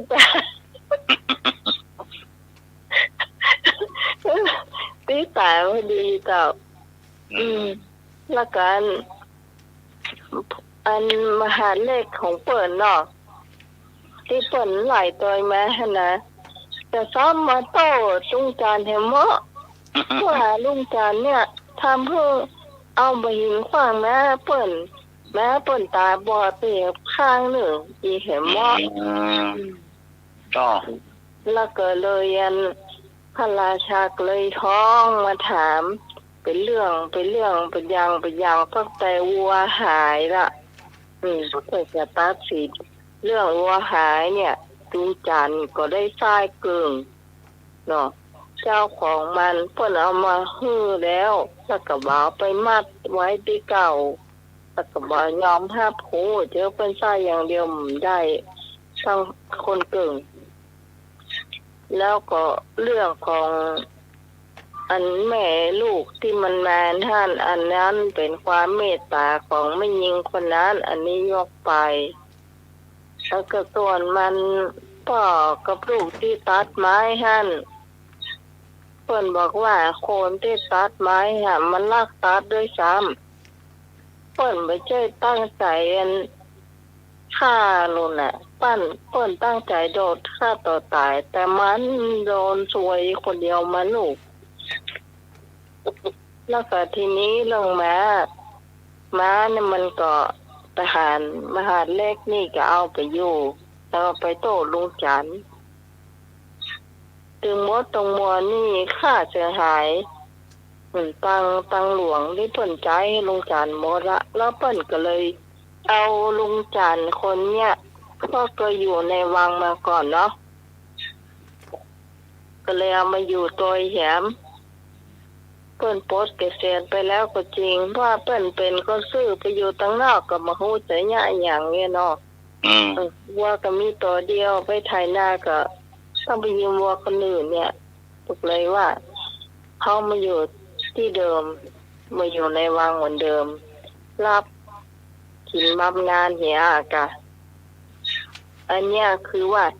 ซื้อกินไม่หมดคดกินไม่นานอีหละอันนี้ต้องฟังแต่คือนี่มันได้นะความดีหรอกเนาะตื่นตีสามไปแล้วก็เลยฟังดูแล้วก็วันเดียวช่วยกับลิงกระดาษเนาะนี่เนาะมันก็สวยแล้วก็บางครั้งมันเนาะได้ดีด้วยค่ะดีคนดีอยู่เนาะมีความดีอยู่ในตัว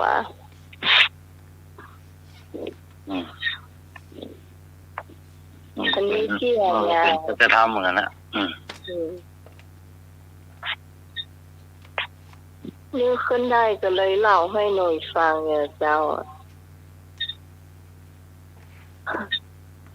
พอมีก็น้องหวานรับจะฟังน้องใหม่เล่ามาจากเจ้าก่อนเลยพี่ก่อนพี่พรนะมีไปเลยลงเลยเอาก่อนกันพี่ก่อนเป็นเจ็บที่อันนี้ก็บ้านนอกเนาะของบ้านนอกมันโรคมันไม่ค่อยมีด่าเนาะอยู่บ้านนอกนี่การโคนเปิดตายแมลงกันเนาะอย่าหมอกสัก2-3 โมงเนี่ยหน้าฝนด่าปลาก็ไปซื้อหีบซื้อเอาง่ายซื้อร่องเนาะไปซื้อร่องรถปิกอัพไปกันก็3 คน2 คนปลาไปพวกนั่งรถไปซื้อในเวียงวัวหรอกเนี่ยราคามันก็มีหมอกมาดีนะมันก็ไม่ใช่ว่าคุ้มนะราคากระบะเนาะรถกระบะก่อนมันเที่ยวเมืองเรียวด่ารถน้อยๆไปซื้อหีบมาละมาเข้าบ้านมาสร้างมันเจ๊ดีเราบอกกันนะลูกหลักเรามันไอ้นั้นหัวมันนักหน่อยมันก็โซนแล้วหลังไอ้คือหีบมาละอยู่ในข้างหลังนั่งมาตัวหีบนั่งเรียวมันมาจัดดีโฟนโต๊ะห้ามมันโฟนโต๊ะห้ามมันวัดตกแต่โต๊ะแต่หน้ามันก็มีหัวโซดข้อนี้มากเปียเนาะโอ้แม่โซดข้อนี้ป้าโซดนี้สักกรรมนะทำไมป้าโคน2 คนมันตาโลดมีปิกมาด้วยเขาห้ามันมามีที่นั่งด้านหลังนี่คือมันด้านหลังเนี่ยนั่งสักกรรมไปสักกรรมของ2 คนมันให้เปียฝนนั่งใช่นะมันมึนนะมันดิ้นโครง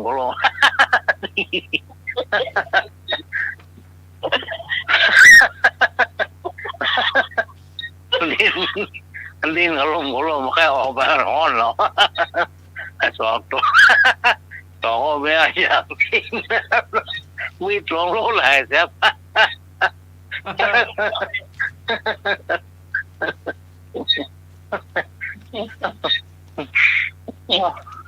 เดือดร้อนนะฝนเนียนฝนซาไอ้อย่างที่เราอยู่ใช่แต่วิ่งลง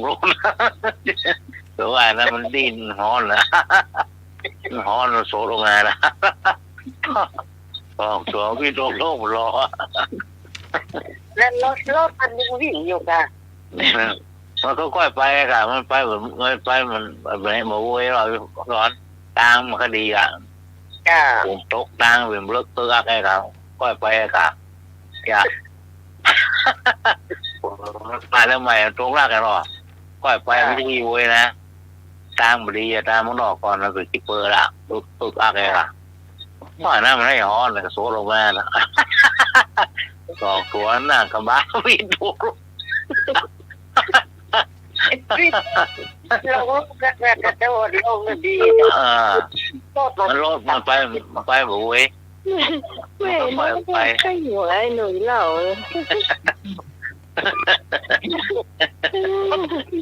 เราเอาไปสะดุ้งกันแล้วตลอด ที่ไหนเลยถามว่าอีรอบกันหลังอีรอบไม่ร่นนะครับไม่ร่นเหมือนกันหรอกไอ้ร่นน้ำหน้ารถยนต์เหมือนกันเอ๊ะไงเนาะยังว่านี่กินกับร่นอยู่ในร่องกระโดดทั้งโลกก็วิ่งน้ำหน้ารถยนต์หมดอ่ะ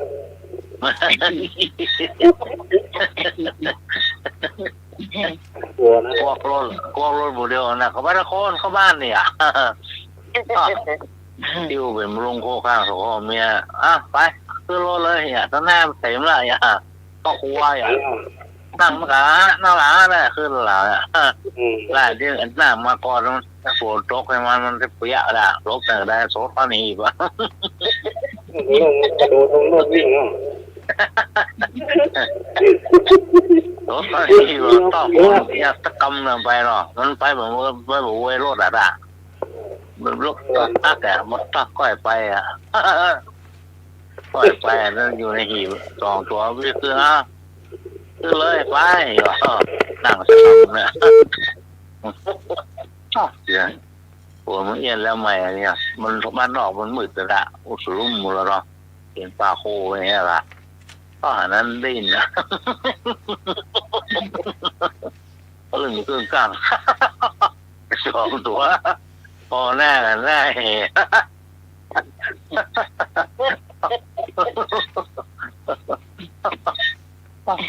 าตื่นนะแต่แล้วก็อ้อนโซดออกมาบินหัวออกมาพอแล้วบินไอ้วงระวังเตอไปอยู่กับน้องลำไยอ่ะมืดคำเดี๋ยวน้องลำไยอยู่บนต้นไม้วะ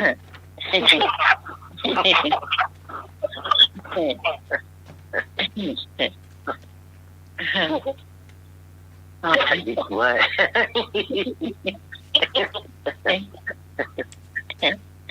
เอาไปเอาไอ้ปื้อรอ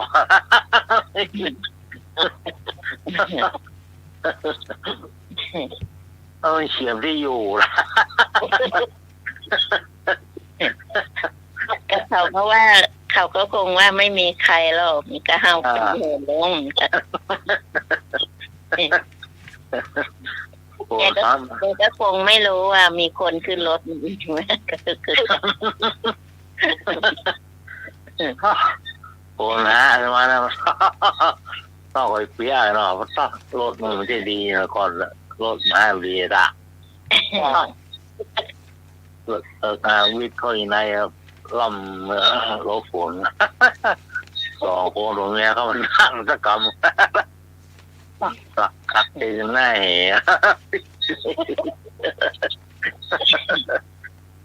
อาจารย์สมาคุกคิงหรือยังอีด่ะอาจารย์สมาคุกคิงหรือยังนั่นคุกคิงละ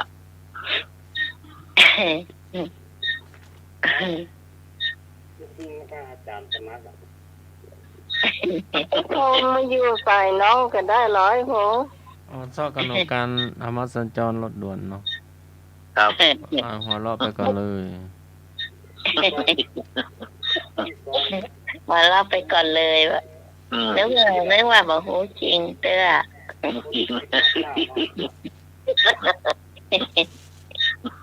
เรียนคนแก่คนที่จิตมันขอเพลงก็เมื่อใดคนที่จิตถึงวันเนี่ยกะมันมีอายุแล้วมันมาได้เมียอยู่มือเหมือนเขาเนี่ยกะขอเพลงใครก็ว่าสวัสดีครับดีเจสิงห์บอกครับมันถามว่ามัมกาแฟหรือยังจะไปเหลือเลยยี่ห้ออะไรลาบผมยินนะครับคนไทยอ่ะเอามาอยู่กับนักเตะอะไรโพทะเลอ่ะว่า อันนี้อันนี้ มาได้เมนูไม่ดีแล้วเนี่ย มาได้ ว่าที่ขอเองเป็นวันนี่แหละขอเองพี่กันกับพันแก้วเก๋อะ ไม่ได้ฟังไอ้ผมไปก่อนไม่ได้ฟัง คือเสียงรอครับทำหรือยังอย่าไปเหลือลูกเลยกาแฟนี่กาแฟอันนี้มาถามกินข้าวกับยังลาบคนไทยอย่างมากลาบเพราะว่าอยู่เมินถ้าหาหุจักยำเตาก่อนหุจักพี่กรหุจักต่อยำเตายำเทารู้จักยำเทาหรือเปล่าเขียวๆอ่ะ ไม่รู้ ฮะ ไม่รู้ เขียวๆอ่ะเขายำใส่ปลาทูอ่ะปลาทูตายอ่ะรู้จักตัว ไม่รู้จักว่าที่บ้านไม่มีกิน เตานะยำเทาอ่ะสีเขียวๆอ่ะ อ่าทำใส่ปลาทูตายอ่ะ ใส่มะเขือด้วยนะโอ้อร่อยอ่ะ เนาะอุ้ยเจ็บเดียว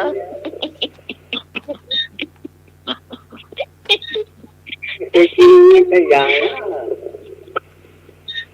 มาเป็นตะไคร้ตั้งหลายปีแล้วนี่เนาะจะเป็นคนเหนืออยู่แล้วนี่ เจ้า เป็นคนเหนือละเจ้า ใช่ว่ากะละปีสีสารอะไรข้านได้นะ ก็ดีกว่าไอ้พงอันไอ้ยังก็บัดเต้าเป็นห้องอย่าง เท่าแล้วกันมาเท่าไปเ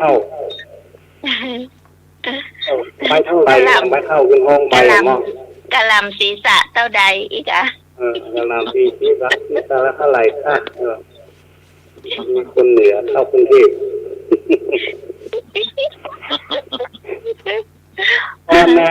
มันไปกรุงเทพทำได้นะแต่ไปสลามว่าเนี่ยอย่างลูกไว้ก็เขาตัวไปเอากาแล้วซื้อกะลำปีนี่สีสารเท่าไหร่ได้เอาไปรถไปเชียงใหม่อ่ะก่อนอนุโลมเนี่ย อันนั้นแหมร้อยพง ยังอันที่คนเชียงใหม่กลับไปอยู่กรุงเทพกลับมาเนาะแล้วอันเขาก็ถามขึ้นรถกันมาเขาก็เลยถามว่า น้องคนที่ไหนวะน้องคนกรุงเทพเนาะแล้วทีนี้รถถนนมันไม่ดีไงแล้วทีนี้มันก็เอียงเนาะจะด้วยเงียงบอกนี่ว่าอ้าวมีน้องคนกรุงเทพค่ะก็ต้องจ้างอยู่อ่ะคนเทพแท้เนาะ คนกรุงเทพวันนี้รู้จักกันอย่างด่า อย่างงั้นจะทะลุแล้วมันกลัวรถคว่ำไงยังแล้ว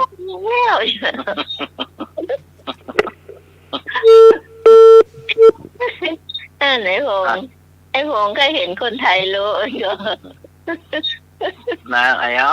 นางสีดาเนี่ยมาเข้ากรุงเทพ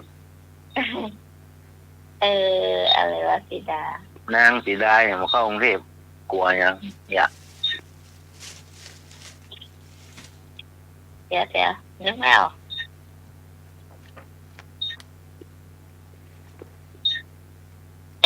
วันนี้ผู้ช่วยหนุ่ยหายไปไหนหาไม่เอาไป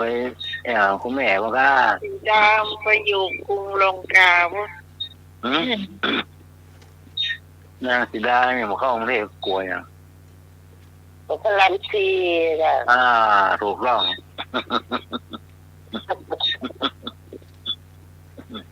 กลัวยังก็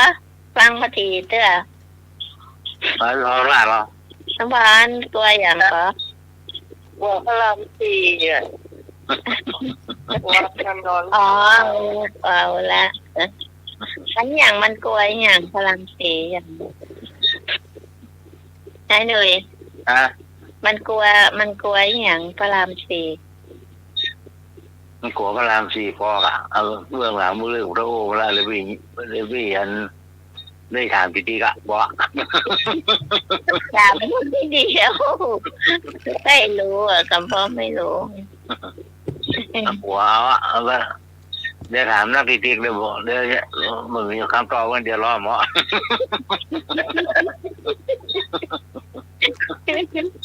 โอ้ยหมูไข่หูคิงกะ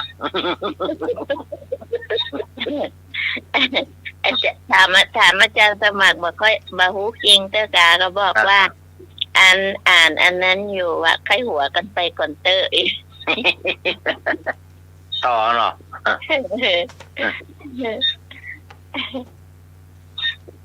ไม่ใช่หรอกอันนึกว่าหลับอยาก ครับอย่าสมัครรับเข้ายามเลยหามีว่าไปเลยอันย่อมีก็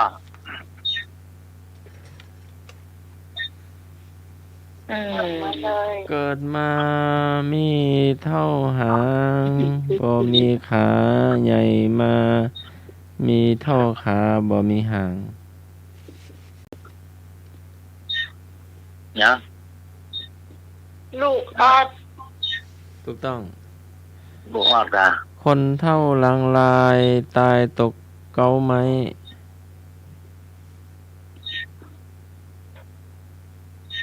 ตกโต ตกโต กลับไม่แห้งกลับไม่แห้ง โอ้การไม่แห้งอ่ะ อ้วนตะปุกลุกมีกระดูกซี่เดียว คนพวกโลกมีกระดูกซี่เดียวอ่ะ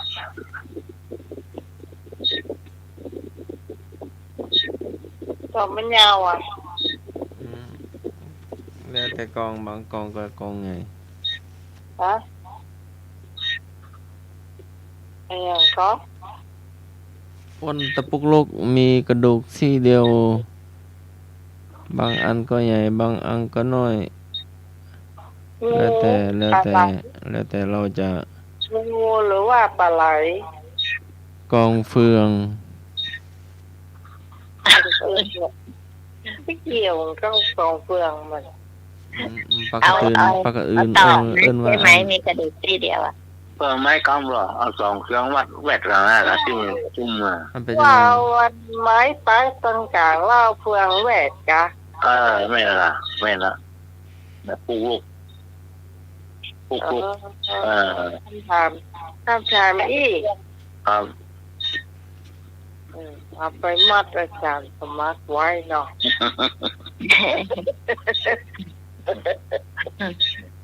เดี๋ยวแต่ก่อนนี้ตอนพี่กรณ์เป็นเด็กๆเนาะก็ว่านี่นะพวกเองนี่นะโดดมาเห็นยอดกองฟางนึกว่ายอดปราสาทหรือไงก็ถามเนาะพอโดดมาเป็นว่าไม่ใช่ยอดปราสาทเป็นว่ายอดกองฟางโดดลงมา เลยได้ลำบากได้ทำนา เรื่องของสีอะให้เขาเห็นยอดรีบเพราะว่านึกว่ายอดปราสาทถ้าโดดลงมาจะได้อยู่ในปราสาทอยู่ในราชวังบอก เป็นว่าโดดลงมาเห็นเป็นยอดไหวๆเป็นว่าเป็นกองฟางไปแล้วอ่ะพี่ก็เลยว่า เนี่ยพวกเองอ่ะก็เลยลำบากเหมือนพวกพี่ๆเพราะว่าเห็นยอดเห็นยอดกองเฟืองนึกว่ายอดปราสาทเลยโดดกันลงมาเวลานวดข้าวเสร็จแล้วอะเอาเฟืองมันจะมีเสาอยู่กลางอยู่อันนึงเนาะแล้วก็เอาไม้ที่เป็นงวงเกี่ยวไว้รอบแล้วก็โยนขึ้นไปให้มันสูงๆเอาไว้ให้ควายกิน ตอนไม่มีหญ้าแล้วก็พูดกันแล้วก็ไข้หัวเหนื่อยก็เหนื่อยแล้วก็พูดเล่นกันไปมันเดียวนี่มันมามีการทำแบบนั้นล่ะเฟืองน่าจะอัดเป็นแท่งใช่ครับจะอัดเป็นแท่งเลยจะอัดเป็นก้อนสี่เหลี่ยมใหญ่ๆก็เอาไว้ให้ควายกินเหมือนกันนั่นแหละ ไปเข้าใจถามมา ไอ้หนุ่ยเดี๋ยวถามไอ้หนุ่ยเดี๋ยวน้องใหม่ขึ้นตอบนะพี่ได้ยินน้องใหม่ตอบนะครับไอ้หนุ่ยไอ้อย่างต้นโคตรปลายสื่อเป็นตัวอย่างเป็น ต้นโคนปลายซื่อ เจ้า ต้นโคนปลายซื่อ ปลายตรงล่ะพี่ก่อน นั่นซื่อก็โตมีเดียวอะไรล่ะไปหลังเดียวนะ เจ้าตอบ เดี๋ยวถามไม่เต็มสาวกองค์ใดของพระพุทธเจ้าต้นโคตรปลายสื่อ องคุลิมาน ถูกต้องอันนี้พี่กรณ์ได้ยินน้องใหม่ตอบตัวลุงทอง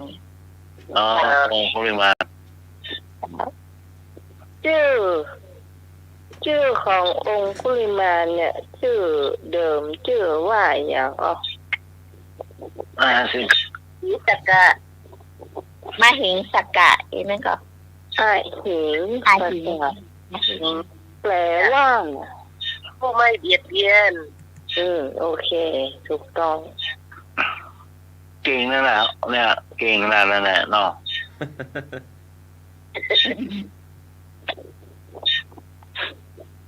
อันนี้อยากรู้เนาะถามอาจารย์สมัครไปก่อนอยากรู้เนาะอันพระพุทธเจ้านั้นที่เปิ้นถวายที่ดินสร้างวัดกันใครเป็นคนให้สร้างวัดคนแรกอาจารย์สมัครถามเนาะไปก่อนไม่รู้อยากรู้ใครเป็นคนสร้างวัดคนแรกแต่วัดเวรุวันแต่ผลทางไม่แน่ใจชื่อคนที่เป็นพระเจ้าอาจารย์สมัครเป็นผู้อาจารย์จำได้แต่วัดเวรุวันแต่ผู้สร้างไม่แน่ใจพี่พรฟังตอบแต่ลองนึกดูให้ดีเป็นพระเจ้าประสิทธิโกศลมาใช่ พระเจ้าสุโธทนะมาใช่ทำสวนไม้ไผ่เนี่ยมีไม้ไผ่เยอะๆแต่ชื่อก็เป็นชื่อวัดเวรุวันน่ะเข้าใจไหม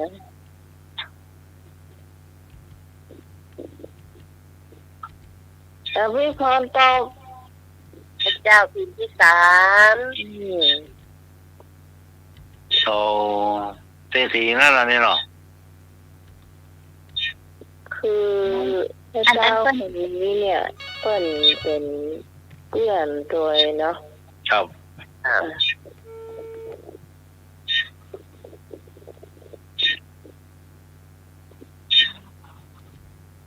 เศรษฐีนั่นมาบวชก่อนนี่เจอคนทุกคนยากพระเจ้าพิมพิสารไม่ได้บวชหน่อยครับก็เป็นคนเป็นนั้นนี่หรอเป็นคนสร้างวิหารคนแรกเนาะสร้างวิหารแล้วเป็นอันเอาส่วนของเปิ้นให้ตัว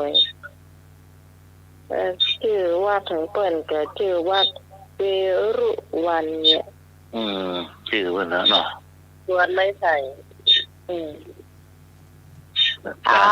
สมัยที่ดินวัดสร้าง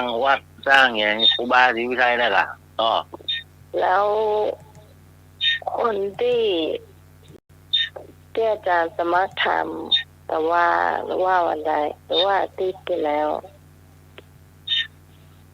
ที่ถามว่าใครเป็นผู้สร้างวัดเชตวัน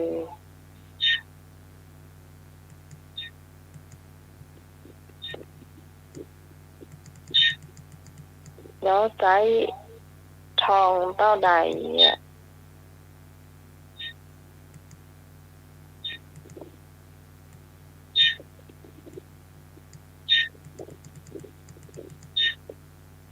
แล้วพ่ออย่างถึงใจชื่อวัดเชตวันมีที่มาที่ไปตัวละ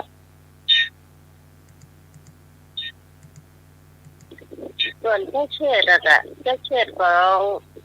งเฮือนย้ายจี้ของเจ้าเชษอีนี่เป็นว่านะคะจริงเปิ้นมายาคายหรอกเพราะว่าที่หันมันกว้างเนาะถ้าอยากซื้อเปิ้นก็บอกว่าที่เอาทองมาวางทับที่ดินของเปิ้นเนี่ยรู้เต็มเปิ้นถึงจะขายให้ดูถ้าบัดเต็มก็มาขายแล้วข้อแม้เห็นอย่างหนึ่งต้องชื่อเนี่ยต้องใช้ชื่อของเปิ้นตัวผสมผสานไปตัว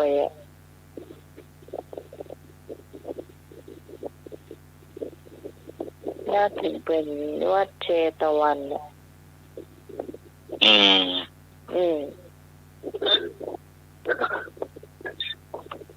เป็นวัดที่ถ้าอยากกว้างที่สุดแล้วก็เพราะว่าพระพุทธเจ้าไปจำพรรษาถึงเท่าไหร่27 พรรษาก็ถ้าจำบ่ผิดนะจำพรรษานานที่สุด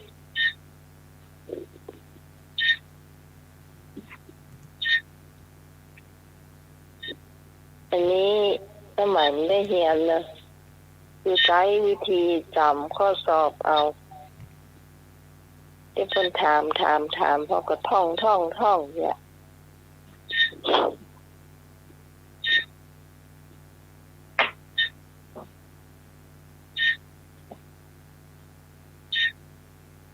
เราเกิดจะได้น้องคนหนึ่งนะที่อยู่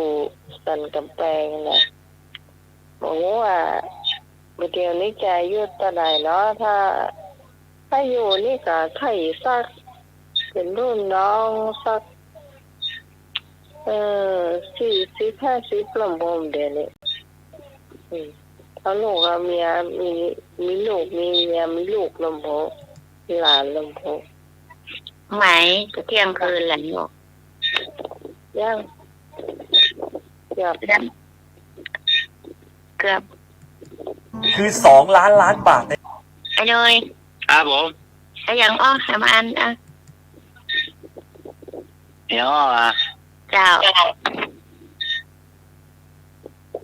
ไม่เอาลูกไอ้ลูกก็ไม่ใช่ลูกก็ไม่ใช่นอนให้หัวต้องย่องข้าวขาวขาวว่าใครเป็นคนตั้งชื่อข้าขาวไม่รู้ฮะ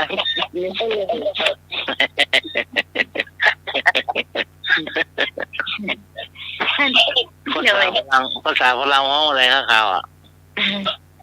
ไม่รู้ไม่ได้เป็นฝรั่งไม่ได้อยู่โรงแรมที่มีฝรั่งมาอยู่อย่างไอ้หนูที่ไหนล่ะโอ้ยโหก้าโหงกาใช่ไหมกะเจ้าบ้าลืมถามซุปเปอร์แมนเนี่ย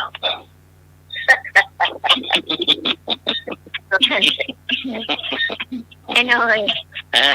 อันนั้นเป็นทางเท้าแต่ยังเป็นโรงแรมไม่หน่อยเขาก็จะมาค้างคืนกับฝรั่งถ้าเป็นโรงแรมไม่เห็นเศร้านะพ่อท้องว่าค้างเหมือน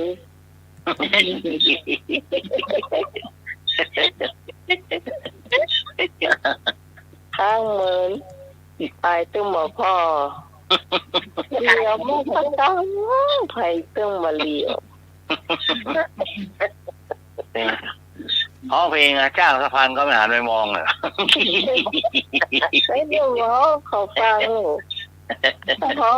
ฟังเตียวไปเตียวมาไทยฟังเนาะ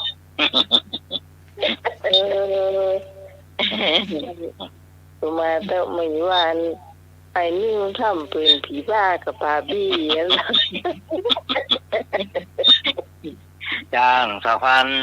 ฉันก็ไปหันไปมองเนี่ยเจ้านายเป็นเธอจะใส่ท้องท่วมหัวท่วมคอเกินกอบเจ้าหรือว่าใหญ่ที่ก่อนเจ้ามันว่าใหญ่เนาะว่าเรื่องกินน่าจะ เขาว่ากินนักมาบ่ดีอีหลอกเป็นว่านะโอ้ผู้เดียวเรื่องไผสอนอีหลอกน้องไหวเนาะไอ้บอกว่ากินนักขโมยสังโคไม่ได้กินน่ะก็บ่ดีอ่ะโลกก็พอจะหู้ไหวเนาะพ่ออย่าพ่อเอามีกินหัวมันล้ำแน่เอาเรื่องเบรกมาก่อน แล้วส่งกระจกดูตัวเองมั้งหรือเปล่าเหมือนสลีมัดตั้งก็ไอ้หนุ่ยนะสลีมัดตั้งแล้วยังเปียกฝนจำเด้อไอ้หนุ่ยเขาว่าอย่างอื่นยืนส่องมันนี่น้ำเหมืองเหรออันเหมือนใจแล้วไอ้หนุ่ยตัวสูงเนี่ยไอ้หนุ่ยตัวสูงไม่เหมือนใจอัพอันนั้นมันตัวต่ำอย่างพี่กรณ์เขานี้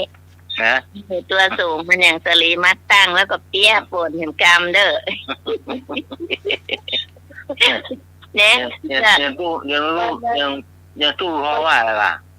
เขามากำมือเลยพี่กรณ์จ้าพี่เจ้าก็ไม่ได้เขาอันอยู่มันจริงเหรอ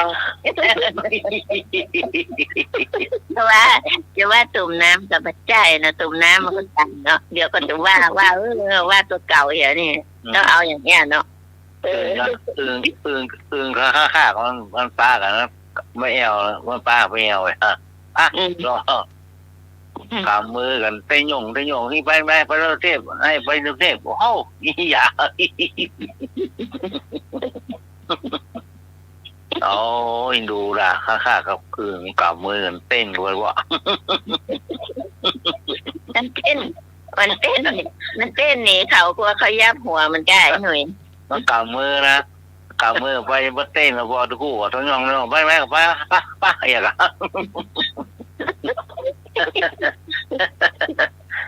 กำมือกันต้องย่องไปนะข้าตาตาโอ้ยบอรอสุเทพะยังว่าไอ้เราไอ้วงใครได้ยินคนไทยรู้ละอันนี้คนยองหายแซ่บนะไอ้วงข้าปออื่นก็บอกนะนั่นรอสุเทพะรอไปสกรรมอื่นฮะโอ้พอไม่ลืมนะโอ้ดอยนักอีกอันนี้มันอู้คนเดียวแล้วเนี่ยอึงกับข้างคากมันได้อู้วะนั่นมันอู้คนเดียวเนี่ย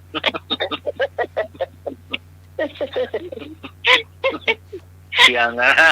เสียงแล้วเดี๋ยวมาเสียของเสียงอีกใบไหนให้ใบมาลีมอีกหรอ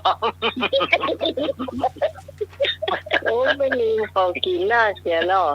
อ้อยก็มีอ่ะเนาะมาโอ้ก็มีอ้อยก็มีเอ้าใหญ่หน่อยกินอย่างเนาะตัวนึก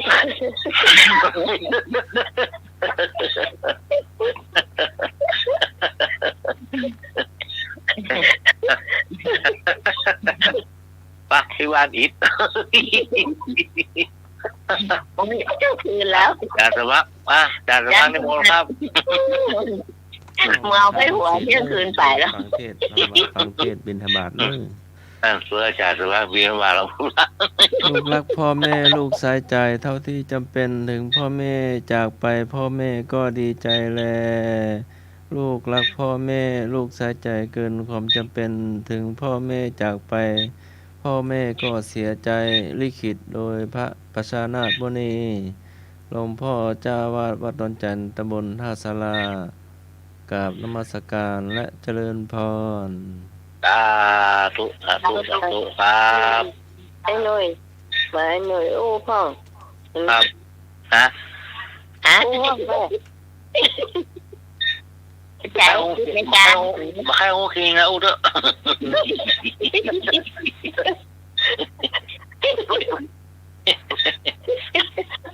โอ้ให้ค้าโอ้แม่ผ่าน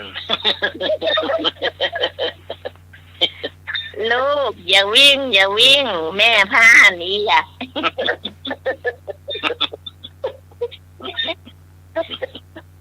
ยังน้องของตู้มันใจใกล้หวังเจ้าสำหรับข้าวตัวนี้ขอบคุณคุณผู้ฟังทุกเสียงทุกสายเลยเจ้าที่อยู่เป็นคู่เป็นกิ้งกันจนถึงช่วงสุดท้ายของรายการ ขอบคุณพระอาจารย์พระครูสมุวิศวรรกิจโจผู้อำนวยการสถานีผู้ควบคุมเสียงเลือกเพลงคุณผู้ฟังได้ฟังตัวสำหรับพระเจ้าพิสมัยสุริยรอนเจ้าชาวบ้านดอนปันตำบลเมืองแก้วอำเภอแม่ริมจังหวัดเชียงใหม่ขอบคุณให้หน่วยสว่างเมฆเจ้าขอบคุณพี่พรนัทนันท์มโนคำเนาะจากพี่พรนะจะพี่พรปลาเศร้าแล้วก็พี่กรกำมลเคยกลางนะเจ้าแล้วก็อาจารย์พระครูสมัครยานาสีโลเนาะไปดีกว่าเอาไปโลดตำแหน่งเพื่อนเหมาะค่ะเนี่ยวันนี้ต้องลากันไปก่อนทีมงานธรรมะใครเปลี่ยนเฮาเสาร์อาทิตย์หน้าเจ้ามาปากันใหม่เนาะครับสำหรับวันนี้ลาคุณผู้ฟังไปเพียงเท่านี้ก่อนสวัสดีเจ้าดีครับครับดีฝันดีครับผมทุกท่านทุกคนนะครับค่ะขอบคุณค่ะครับวันพ่อวันแม่ใส่เสื้องามๆใส่จีนงามๆเนอะโหถวายแว่นในบนเตินน่ะ